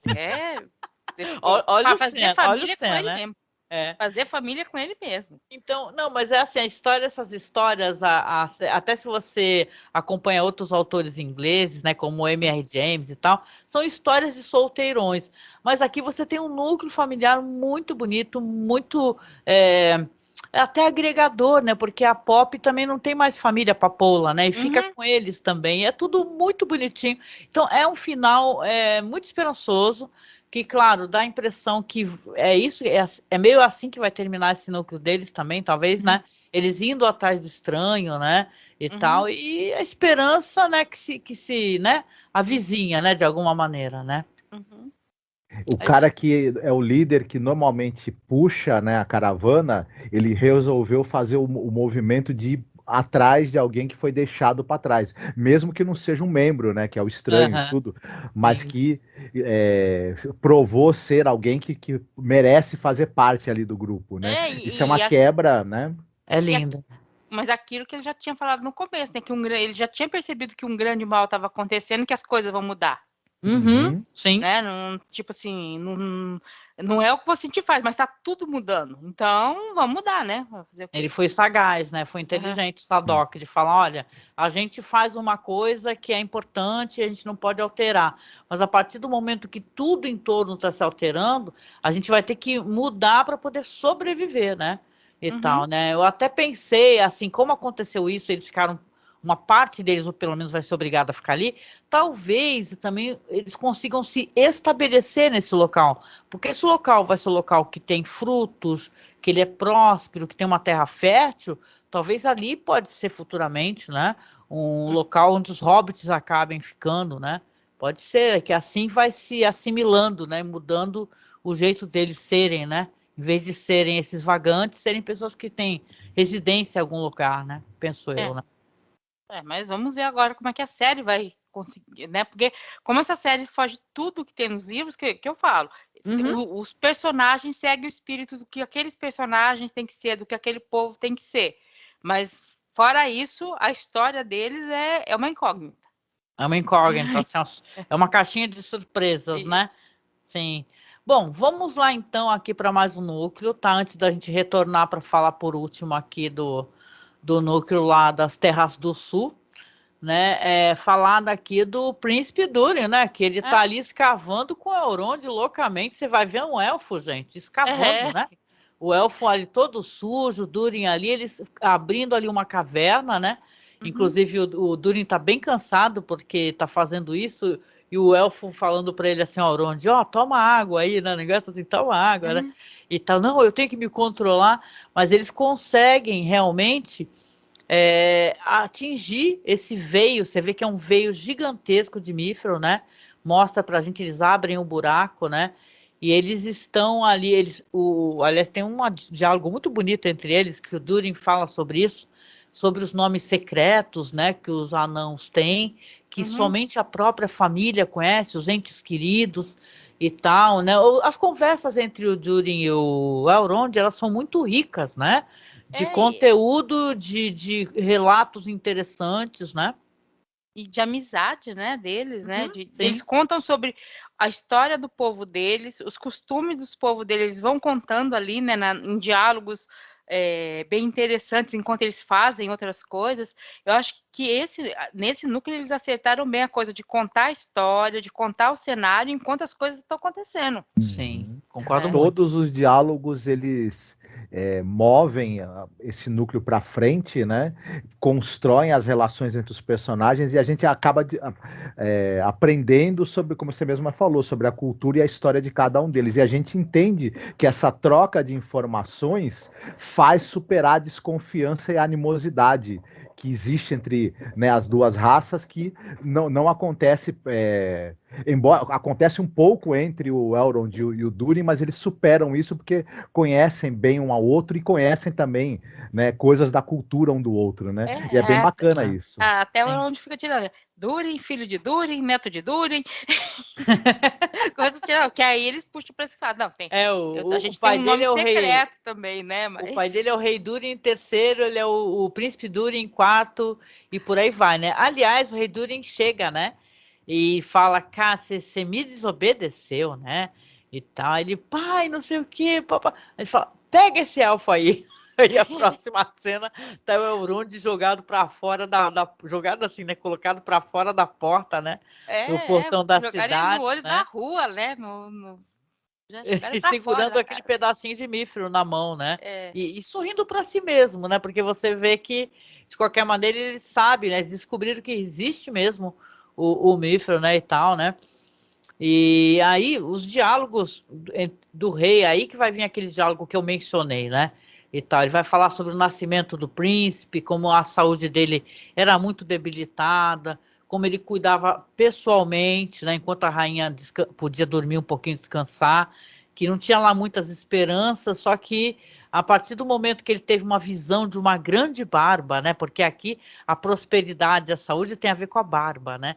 Aí ele fala que tem uma visão de uma grande barba digna de um rei anão. Aí ele fala para a esposa, olha, vai dar tudo certo, né? E tal, e o nosso filho vai mover montanhas, né? Então é engraçado porque é um lindíssimo diálogo. Eu gosto muito do ator que faz o pai também, mas eles acabam se desentendendo, porque justamente como eu falei lá atrás, eu comentei, o Elrond, para ele fala que é como se fosse um irmão de nascimento, né? E ele fica muito ofendido com isso. Ele fala, não, você está falando o quê, né? E tal. É como se estivesse renegando talvez a raça dele, né? Ele ia ficar muito furioso, né, Nildo? É isso, ele fala que aquilo que o Durin fala, você fala que eu vou mover montanha, mas você não deixa eu fazer nada, né? Eu cavo um buraco, você fala que tá errado, não sei, mas, né? E tudo isso, fala que vai ajudar o irmão dele de coisa. E o rei fica furioso um pouco, porque ele fala, como assim você está comparando com uma pessoa que a sua mãe pariu, né? Porque eu acho que a mãe dele morreu faz tempo, ele divide gostar demais dessa mulher. Então, assim, pegou num ponto fraco ali do rei. Não, né? Você sentiu que ele foi meio renegado, porque ele arrancou aquele colar dele, jogou no chão. Aí o Durin tenta pegar, ele fala, não, pode deixar no chão. Ele fala, né? Não, tanto que depois, um pouco depois, a Diz aparece conversando com ele e dando a entender que o rei pode até pensar em fazer isso, né, em passar o trono para o irmão dele, mas quem vai ser rei vai ser o Durin, não vai ser mais outra pessoa, não. Porque aquele gesto é um gesto meio que de olha, você não vai ser meu sucessor, né? É um pouco isso. É verdade. Você, Marcos, o que você achou dessas cenas aí? Eu achei que é uma cena muito emocionante quando o Durin pai, né, está ali falando, né, vocês mesmas já citaram, né, das dificuldades que foram para o bebê sobreviver, né, e da alegria que ele teve sabendo que o filho ia vingar, né, e tudo. E, é claro, né, é um pai que teve toda essa dedicação para que o filho sobrevivesse, crescesse, se vê desafiado pelo filho e decepcionado, né? Porque na cabeça dele, de certa maneira, o filho está preferindo lealdade a um amigo que é de outra raça do que lealdade aos interesses e a vontade do pai, que é o rei, né? Então, mas as razões deles são compreensíveis. Eu queria aproveitar e fazer uma pergunta. Nilda, tem uma coisa que eu fiquei pensando. Tem essa coisa que na Terra-média árvores e outros seres têm vida, né? Vida mesmo consciente até, né? E tem essa coisa de algo de uma centelha divina dos criadores e tudo mais. E, por exemplo, a montanha, quando você está quebrando, mesmo que seja para você conseguir algo que é tão precioso quanto o mítrio. Se os anões têm uma relação com a montanha, até de certa maneira usar a música e as vibrações para conversar. Se a montanha tá desabando, quebrando e querendo te enterrar quando você está tentando chegar nesse menor, é um sinal dela dizendo para você não mexa aí, né? Mas dizendo conscientemente até, né? Sim, é um sinal para eles. E é isso também que o rei tá bravo com Durin, porque ele não tá percebendo que a montanha tá dando alguns sinais de que não é para escavar ali, né? Que eles falam. Então, é um conhecimento antigo que o outro não tá levando em consideração, né? Mas porque o outro quer ir avante, quer ser inovador, tá? Então, é um momento complicado aí, porque se ele não escava, não é só o Elrond, é toda uma outra raça, está, pelo que eles entenderam, pelo que eles conseguiram ler, né, de que isso vai comprometer os elfos. Eu acho essa leitura de que aquelas árvores morrendo sem o Mithril que vai salvar aquelas árvores, eu acho uma apelação do roteiro. Mas assim, para construir a história, porque isso não se sustenta dentro da história da Terra-média, só o Mithril ser o fator, né? Mas beleza, eles estão usando esse metal como um fio condutor, né, para a história, para explicar alguns conflitos e algumas coisas que devem acontecer mais à frente, né? Sim, então, sim. Assim, só o Mithril não coisa, mas é um pouco isso, ele está desconsiderando sinais claros que são conhecidos dele, tipo, a montanha começa a tremer, aquela área ali já teve desabamento uma vez que ele estava escavando Mithril, né? Então o rei tá falando, olha, isso aí não é para escavar. Não, né? e o jeito que termina essa cena, porque você vai ter conversa com a Disa, né, e tal, que eles vão falar sobre isso, né, os modos desconfiados do rei, paranoicos e tal. E quando o rei manda fechar o buraco, e você tem a folha, ele olha a folha, vê que a folha está curada, mas ele joga e manda fechar, e a folha você vê para onde vai o veio do Mithril, né? Que realmente tem formações que parecem raízes. E, cara, quando ele chega lá embaixo, começa a pegar fogo, e você vê logo em seguida o Balrog, fala, puta que pariu, malandro, realmente, né? Aquilo ali tá aguardando mesmo, né? Se eles cavarem mais, aonde que eles vão chegar é no Balrog, né? Não tem... E isso tá no Senhor dos Anéis, tá? Tem uma descrição de que ali foi abandonado. Então, assim, não é agora que vai chegar, eles ainda vão conseguir escavar ali por muito tempo. Eu acho que só na próxima temporada que vai ter o retorno para essa espécie de perigo, né? Foi meio uma isca para pegar a gente enquanto espectador, né? Não, porque tá contando a história. É engraçado porque nos trailers tinha aparecido o Balrog. Eu falei, gente, mas eles não vão poder liberar o Balrog já. Porque vai Nem ter o Sauron, né? Que o pessoal fica falando, essas páginas aí do Twitter, do Facebook, a gente vai ver o Sauron. Gente, não vai ver o Sauron, então para com isso, né? O que eles ficam fazendo isso? Porque as páginas que não estão ganhando, você até entende uma Amazon Prime ficar fazendo isso para poder pegar o espectador. Mas, cara, o que ganha uma page de Twitter ou, sei lá, um perfil? É besteira, entendeu? Porque o espectador vai lá assistir e fala, é isso que é o Balrog? Vocês estão me tirando de otário. Não é, ele vai aparecer, mas assim, eles vão ter que escavar o Mithril e ainda fazer bastante coisa. Não é só salvar aquela árvore.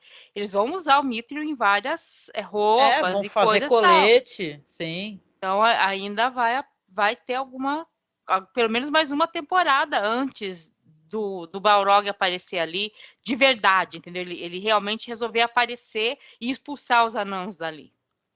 Verdade. Vai demorar um tanto ainda para isso, mas já o aviso já está dado ali, né? Sim. E eu acho interessante isso porque isso pega essa questão de que você vê que o Durin ele tem a razão de querer ajudar os elfos, de querer minerar fazer coisa com esse mineral maravilhoso, mas o pai dele não está errado, porque lá embaixo tem o Balrog. O pai dele não sabe, mas o pai dele já tem a intuição do que É muito aquilo sagaz, é né, o pai dele, complicado, sim. né? Sim.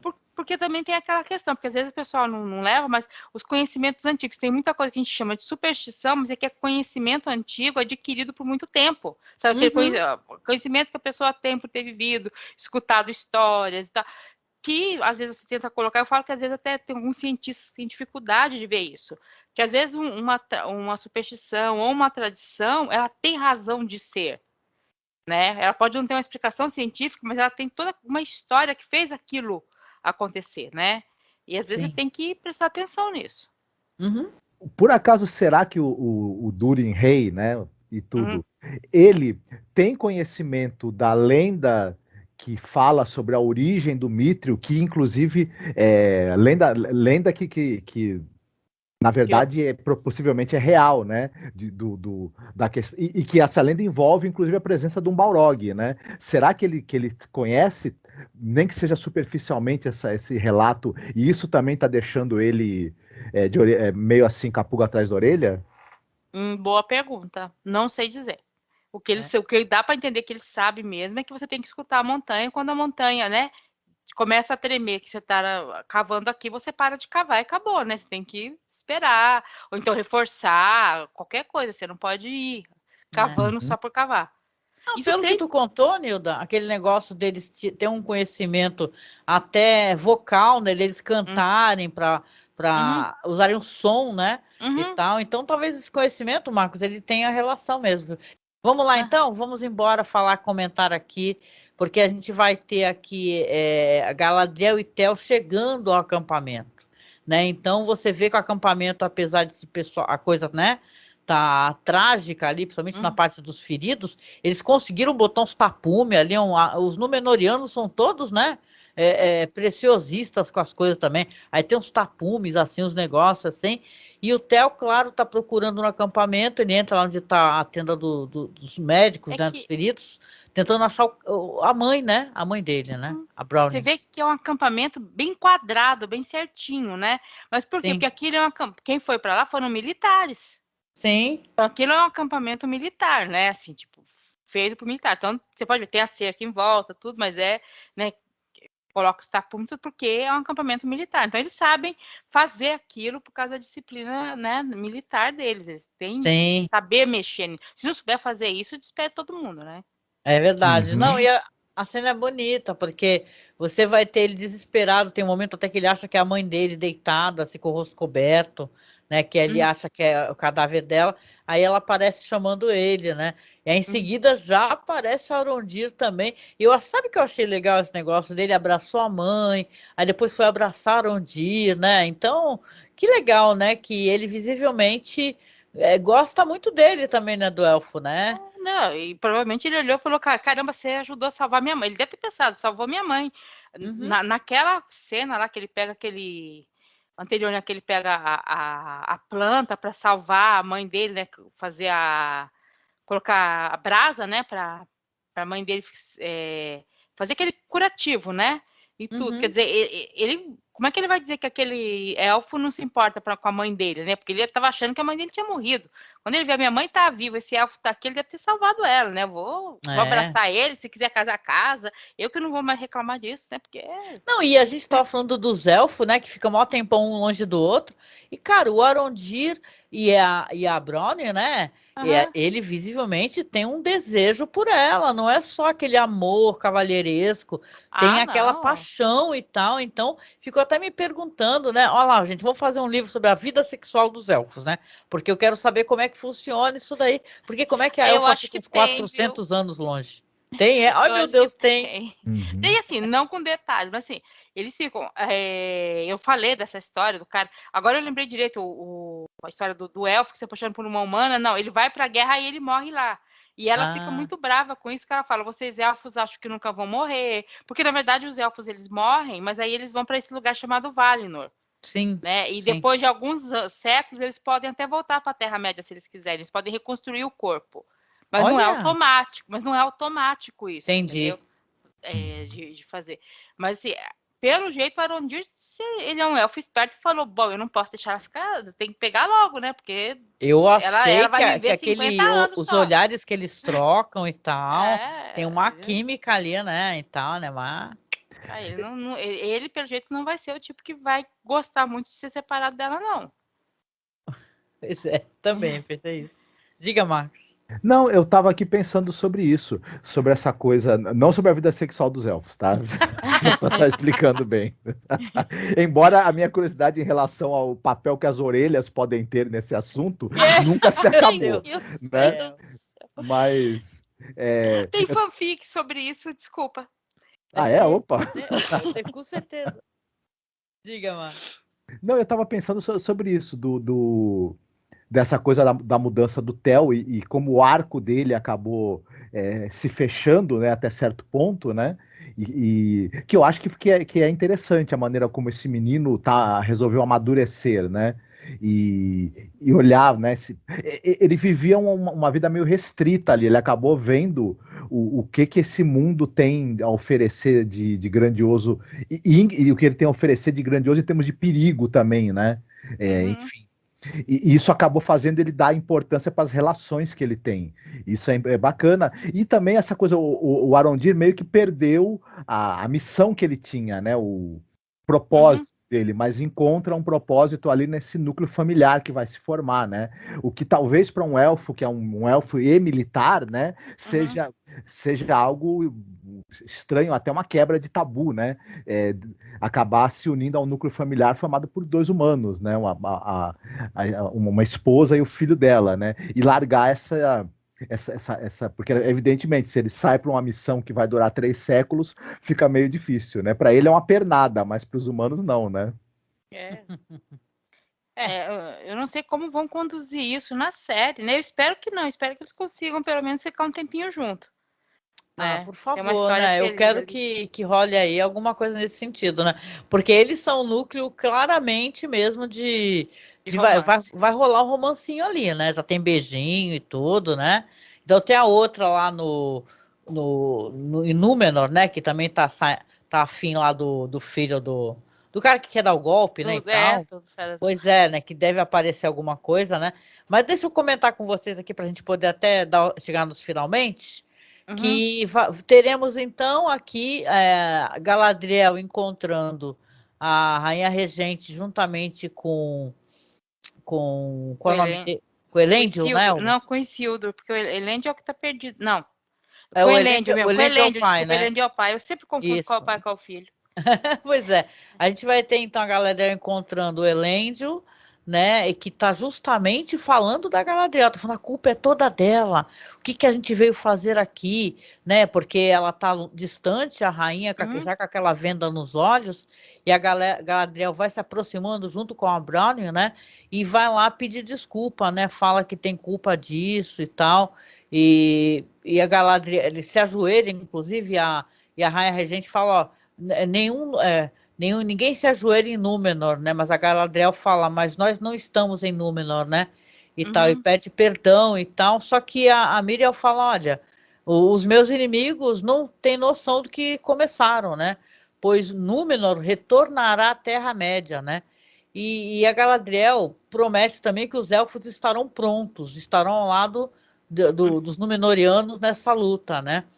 E a Miriel vai ordenar então para o Elendil para eles zarparem logo, né? E o Elendil, ele se vira, ele demora para responder, você vê que está se desfazendo em lágrimas, né? Tá chorando, porque ele inclusive acha que perdeu o filho dele, né? E tal. Então, uma cena de meio assim, vamos voltar para Númenor e lá nós vamos se reagrupar. Só o Marcos sugeriu aqui, aí não sei o que tu acha, vamos trabalhar dentro da especulação, que quando ela chegar lá, o golpe já vai estar comendo, né? Que o cara já vai estar, talvez, não querendo permitir que Númenor se reúna a essa luta, né? Com esse personagem aí. Porque por exemplo, ela prometeu voltar, certo? Aí tem uma cena que eu acho que o Arondir pergunta para Galadriel, né? Depois uma outra conversa, se ela realmente vai voltar. A Galadriel, não, ela deu a palavra, ela vai voltar mesmo. Só que a gente sabe que está tendo um problema político, até eles terem ido para lá já foi complicado. Aí eles vão voltar, vai ter gente morta, vai falar da explosão do vulcão, esse monte de coisa. Não sei como que vai ter, porque tem o golpista lá ele provavelmente estava envenenando a cabeça do povo ali até dizer chega. Sim, com Quando certeza. ela voltar, o Temer de lá já vai estar na quarta, quinta cartinha já, né? Não, e o fato da rainha Quarta ou chegar quinta cartinha. cega, com certeza vai influenciar em alguma coisa. Porque assim, ela não perdeu a força dela, ela não perdeu a capacidade de pensar, de decidir, de nada. Uhum. Mas vão usar isso contra ela. Com certeza, né? Capacitismo, né? Vai chegar e falar que ela não tem mais condições, né? Mas ela é uma mulher muito forte, né? Você vê que nada bate ela. E essa atriz ela é muito maravilhosa também, né?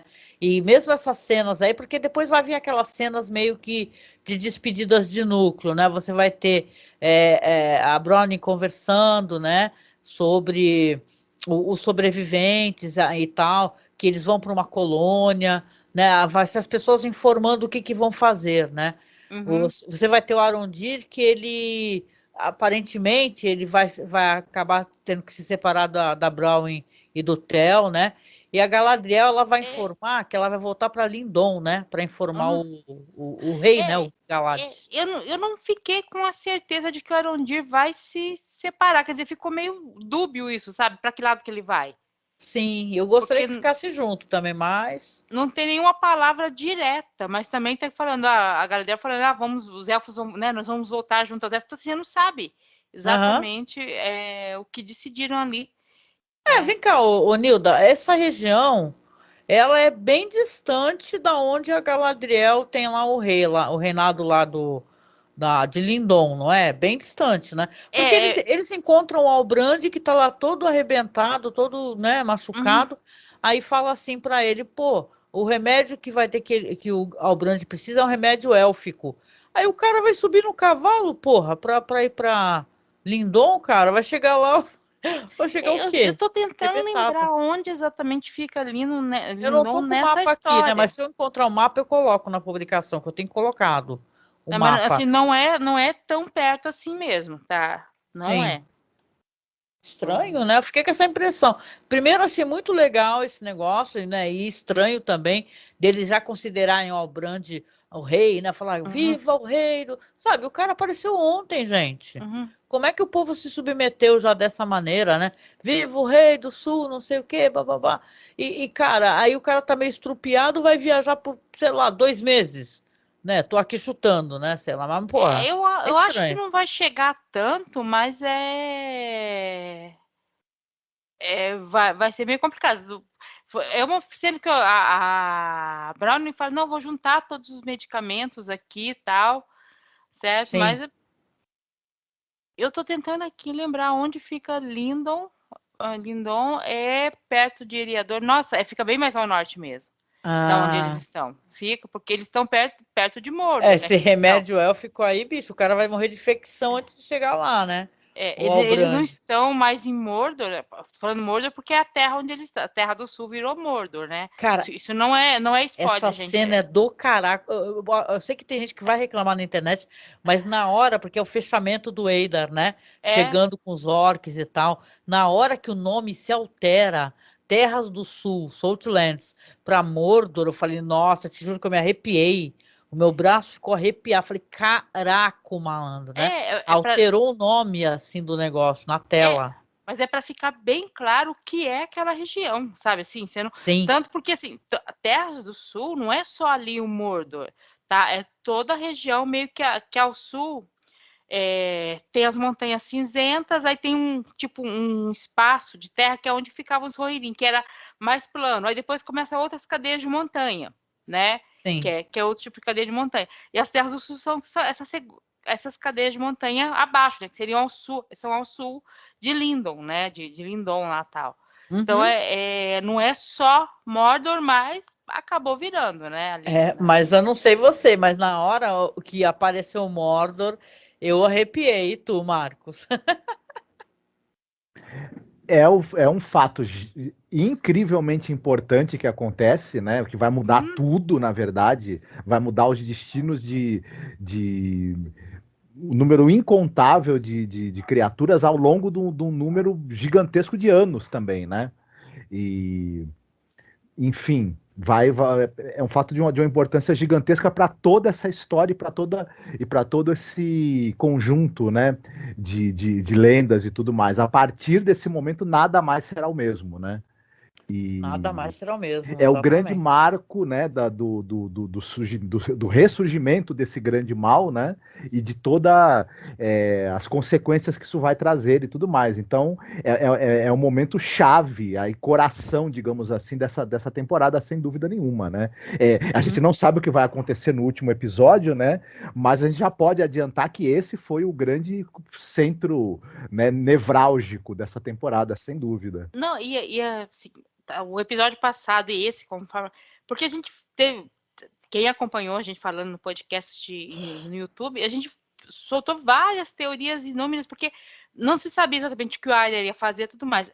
Nesse finalzinho, ele fala, orcs podem tirar as máscaras, podem tirar os mantos, porque aqui vocês não tem sol. Aqui é a terra de Verdade. vocês. Aqui é a Sim, terra. Então, assim, ele estava criando a terra para os orcs. Entendeu? pode escrever. Ele criou a terra para o povo dele. Né? Criei a grande terra. Eu destruí meio mundo, matei, expulsei os povos originários, entendeu? E corrompi os outros que não eram povos originários também, sabe? Nossa, isso é muito. Eu, Essa relação é boa, hein? É isso mesmo, sim. É, eu tenho uma pergunta também. Ele provavelmente, o Eidar acredita mesmo que matou Sauron. Eu não imagino que ele tenha dito aquilo como uma mentira. E quando o Sauron vira o que ele fez, e, enfim, que ele tá ali crente que o matou e se proclamando líder ali da- daquele lugar, isso não vai ficar muito bom pro lado dele, né? Eu tô imaginando o Sauron chegando e falando: ô, ô, ô, vaza, vaza, vaza, vaza, é meu lugar aqui. Deixa eu fazer a minha torre que vai ficar o olho aqui.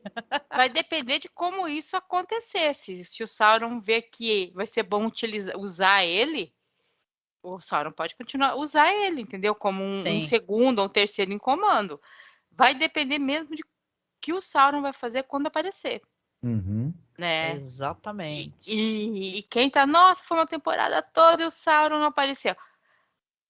Na trilogia dos filmes ele só aparece no último. E olha lá, só fica aparecendo o olhinho dele. Não tem uma É, fala, não tem um nada, tá? é que o pessoal tá querendo daqui a pouco ter a série do Sauron, sabe? Ter Uhum. assim, as aventuras do Sauron, sabe? E tem que ter É, paciência, gente. Senhor dos Anéis também tu tem um pouco de não, paciência, né? Pra fazer apesar da essas coisas. gente estar reclamando, eu tô reclamando de como está sendo construída a Galadriel e tudo mais, o cenário está sendo bem construído. O mal está Sim, ali, o que sustenta esse mal não é. Porque se não é aparecer o grande mal e todo mundo se tornou malvado, você percebe que tem toda uma nuance ali de humanos que também querem se aliar, de orcs querendo se construir, de elfos corrompidos que estão aderindo, sabe? O Sauron não se faz sozinho, ele tem todo esse pessoal, ele tem essas bruxas feiticeiras da religião lá estranha, que, que são do mal também. O Sauron não está nesse mundo sozinho, né? sim. Ele não se faz sozinho, ele tem toda essa rede de apoio aí para existir. Uhum. Tudo que a gente está vendo já é uma espécie de consequência e meio que subproduto já da luta contra o Morgoth, né? Isso, E sim. então, e essa coisa, você tem o Sauron ser esse grande mal que não se materializa, mas ele se materializa nas obras indiretas, digamos assim, dele e nos asseclas. Isso também funciona, né? E essa sensação de que não importa quantos asseclas e quantos exércitos desse cara você vença, ele em algum momento ele vai retornar sob outra forma e vai voltar. Esse é um mal realmente, digamos assim, Ó, isso é um grande vilão, né? olha, e assim, porque como essa história começa, o que se sabe é que ele engana, sabe o Celebrimbor lá? Ele engana o Celebrimbor quando ele volta. O Celebrimbor Olha. não reconhece ele. Então, assim, o Uhum. Sauron pode já estar na história e vocês não terem visto. É verdade, é verdade. Ele muda de Porque, Gente, é forma, né? verdade, é porque verdade. a história, como está nos apêndices do livro, ele engana um pessoal por um tempo, inclusive elfos. Talvez Eu, essa sede de querer se curar, de achar que está tudo acabando, talvez faça eles não verem o Sauron ali. Eu tenho uma teoria que a forma que ele está usando atualmente é o Jeff Bezos, mas eu posso estar errado. Eu acho que já é mais o Morgoth, mas esquece. Vamos lá então para nossas notas. Nilda Alcarinque, minha querida, nota que você dá para o episódio, alguma, né? Alguma crítica que você tem ao episódio? O que te espera? Eu gostei muito desse episódio, achei que apesar, sabe, começou a amarrar as coisas, apesar da crítica que eu fiz em relação a Galadriel, mas é realmente o fato de que nada nos trazia para aquilo até esse momento. Mas eu acho que agora começou a andar e as coisas começaram a ficar mais claras, os núcleos vão começar, se não se unir, pelo menos se conhecer, né? Que é o que acontece agora. Né? Os núcleos estão se conhecendo entre si. Eu daria para esse episódio 9. Eu acho que ele foi muito bom. Apesar de não ter lutas e ter ação, ele teve muita coisa acontecendo. Ele teve ação também, né? Ele teve árvore caindo, gente correndo. Então, teve ação também nesse episódio. Muito legal, muito legal. E você, Marcos? Eu dou 8 maçãs bem vermelhinhas e suculentas. Né? O Marcos misturou os podcasts, adoro, que fofo. Mas para quem não escuta os nossos podcasts de House of the Dragon, no final a gente fica brincando de botar na nota a quantidade de coisas que aparecem no episódio, braços, cortes, dragões e por aí vai. Mas diga, foram 9 maçãs? 8 Isso? maçãs. Eu não Maçãs? paro de pensar naquelas maçãs lá. Gente, eu quero comer maçã agora. O negócio me deixou louca de vontade de comer maçã. Mas vocês sabem por que aquelas maçãs são enormes, né? Por causa da magia lá do... Não, da perspectiva. Os hobbits são pequenos, então para eles as maçãs são enormes. Pode ser maçã da pequenininha, tipo do que a gente pega no mercado. Normal, né? Um pouco maiorzinha, mas não é tudo aquilo. Mas os hobbits são pequenos. Gente, um hobbit adulto tem 90 centímetros, mais ou menos. A minha sobrinha neta de 4 anos tem 1 metro. Olha só. Vocês pensam bem, eles são mais ou menos o tamanho de uma criança de 3 a 4 anos. Então a maçã para eles é enorme. Imagina, né? Tem todo o perigo que um hobbit pode ter, mas tem toda a comidança que pode aparecer, né? Uma grandona, né? Também podemos dizer que é efeito especial, mas é detalhe. Ai, mas eu adoro aquelas maçãs vermelhas. Tu vai falar alguma coisa, Marcos? Não, então, eu gostei do episódio, eu gostei dessa questão das histórias estarem convergindo, dos acontecimentos de um núcleo estarem resvalando e influenciando o andamento, né, dos outros núcleos, e a gente tá aí e fatos muito significativos, né, e também acontecendo, e os arcos dos personagens estão chegando, né, no ponto que a gente espera que eles cheguem, né, e tudo mais. Até o da Galadriel, que eu acho que é o que está mais aos trancos e barrancos, agora ele começou a ter uma mudança, né, o personagem começou a ter uma mudança que é muito bem-vinda também. E aí a gente tá aí, eu tô querendo saber como é que vai ser esse final, né, que é claro, é o final apenas da primeira temporada, é claro que tem muita história pela frente, né. É verdade. Bom, eu vou dar 9, também uma nota 9 para o episódio. O episódio foi lindamente cheio de relações, né, que você faz de outros produtos do audiovisual que referenciam guerras atômicas, bombas e tal, e destruição, né? É claro que tem coisas que, como a gente já apontou aqui, podem melhorar para ter um sentido, né, para o espectador, né? Porque o que eu acho que a série tem de luxuoso em relação ao roteiro, aliás, em relação a figurino, né? Figurino, pós-produção, efeitos especiais, ela às vezes é meio, ela dá uma capengada no roteiro, né? Então precisa, né, ter roteiristas que realmente, sabe, não joguem as coisas do nada assim, né? Num diálogo, numa linha de diálogo, né? E é isso que vai ser falado daquele personagem que não apareceu, né? Tem que ter sentido, né? Mesmo os elfos tendo esse ar assim memorial, né? Que vivem milhares de anos e parece que nada importa, mas porra, importa para ela ter um marido, né? Então acho que foi meio jogado isso daí, né? E o Albrand também tendo que viajar ferido a cavalo para pegar remédio élfico foi foda, porque caralho, a farmácia popular elfa tá longe para cacete, né? Então é complicado, né? Mas vamos lá, eu quero só chegar no finalzinho aqui. Você sabe que eu sempre dou os mesmos recados, mas a gente falou um pouco sobre racismo aqui dentro do nosso podcast e de coisas que o pessoal fala na série. E eu acho que melhor do que ficar a gente discutindo sobre se a Galadriel é supremacista branca ou não, é a gente recomendar um material. Eu vou recomendar um material excepcional que eu tenho acompanhado, né? Porque, claro, hoje em dia tem muitos podcasts. Que bom, o podcast brasileiro ele finalmente se popularizou. Né, as pessoas escutam. E tem essas produtoras de podcast, como a Rádio Novelo, por exemplo, né? Que tem vários podcasts que são como se fossem documentários, né?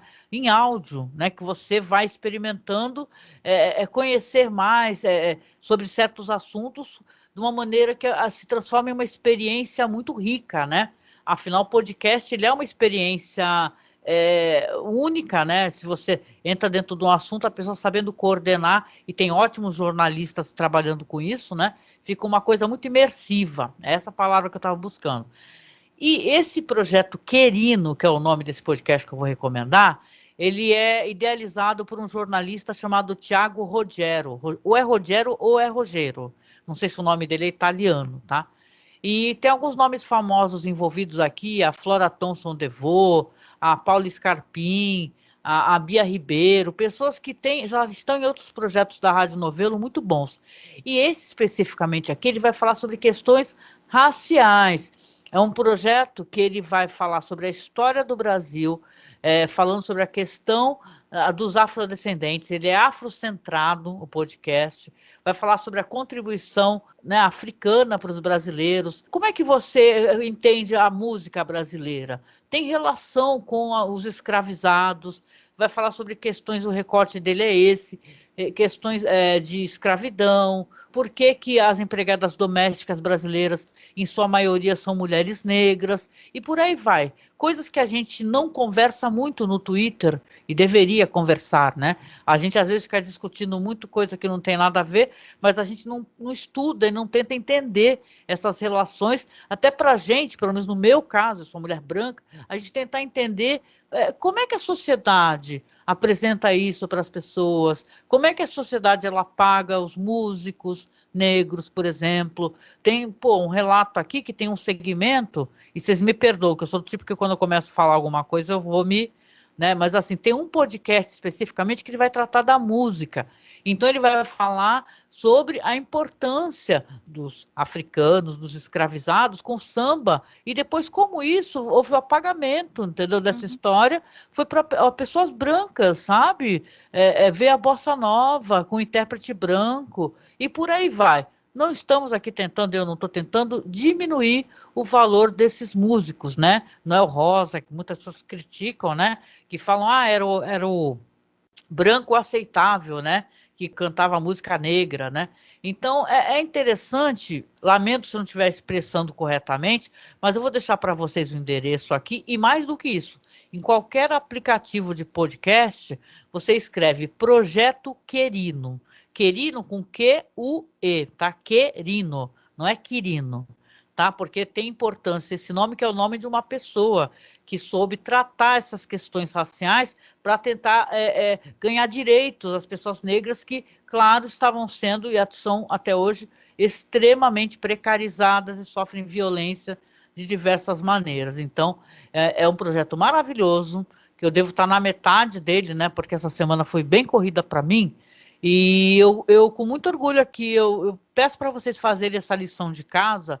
Não importa a sua vertente política, se você vai votar em A ou B, escute, né? Porque aprendizado é uma das poucas coisas que ninguém pode tirar da gente. É o aprendizado, a gente ter humildade de escutar e entender, escutar sociólogos, escutar historiadores, escutar jornalistas que fazem um apanhado de uma matéria, de um assunto específico, e vão traduzir para a gente que não somos jornalistas, para a gente compreender uma questão, vão simplificar, né? Isso é muito importante, eu acho o vocabulário, a maneira como eles se expressam, uma coisa muito legal de você acompanhar, não tem aquela linguajar rebuscada, é uma coisa que trata de maneira séria, obviamente, mas também tratam de uma maneira compreensível para qualquer espécie de público. Você vai ouvir a música, o trecho da música, você vai ouvir a fala, por exemplo, não sabia que aqui em Santos foi nascida e criada uma das mulheres mais importantes que já existiu para os direitos das empregadas domésticas, né? Que ela era daqui de Santos, né? E tal, e ela lutou muito e conseguiu os direitos. Se os direitos existem hoje em dia e tem sindicatos, tem a ver com essa pessoa que em um momento ela vai ser falada aqui. Tá, então me perdoem aqui se eu me estendi um pouquinho a mais, tá? Mas fica aqui então a recomendação, forte recomendação do Projeto Querino, tá? É projetoquerino.com.br, tá? Que é da Rádio Novelo. Basta escrever no seu aplicativo, você vai gostar muito, que não é uma coisa chata, não é aquela coisa educacional, professoral, não, é legal. O jornalista sabe traduzir isso para a gente aqui, como eu falei, no linguajar compreensível, interessante, os debates são ótimos, então vale a pena, gente, tá? Acho que são 10 episódios, se eu não me engano. Tá, e claro, se você está chegando aqui no final do podcast, a gente agradece, a gente às vezes demora um pouquinho, às vezes é mais rápido, às vezes não é, mas segue a gente nas redes sociais, tá? Só você procurar Masmorra Cine ou Cineclube da Masmorra, que você encontra o nosso conteúdo facilmente, em todos os aplicativos também, pode escrever de boa, também ficam os links aqui abaixo. Se você puder nos ajudar sendo nosso padrinho ou fazendo um Pix, a descrição das maneiras de nos apoiar também estão aqui, tanto no YouTube como no site ou nos aplicativos. Se você não pode, compartilhe o nosso podcast. Se você gosta do nosso diálogo, do nosso bate-papo, compartilhe e deixe outras pessoas conhecerem também, tá bom? Então, com isso, a gente se despede aqui e vamos nos encontrar no próximo episódio, que é o último, né, Nilda e Marcos, né? Então, vamos dar um beijo para vocês, tchau e se cuidem. Tchau, tchau, povo. Beijinho. Tchau, fiquem bem, se cuidem.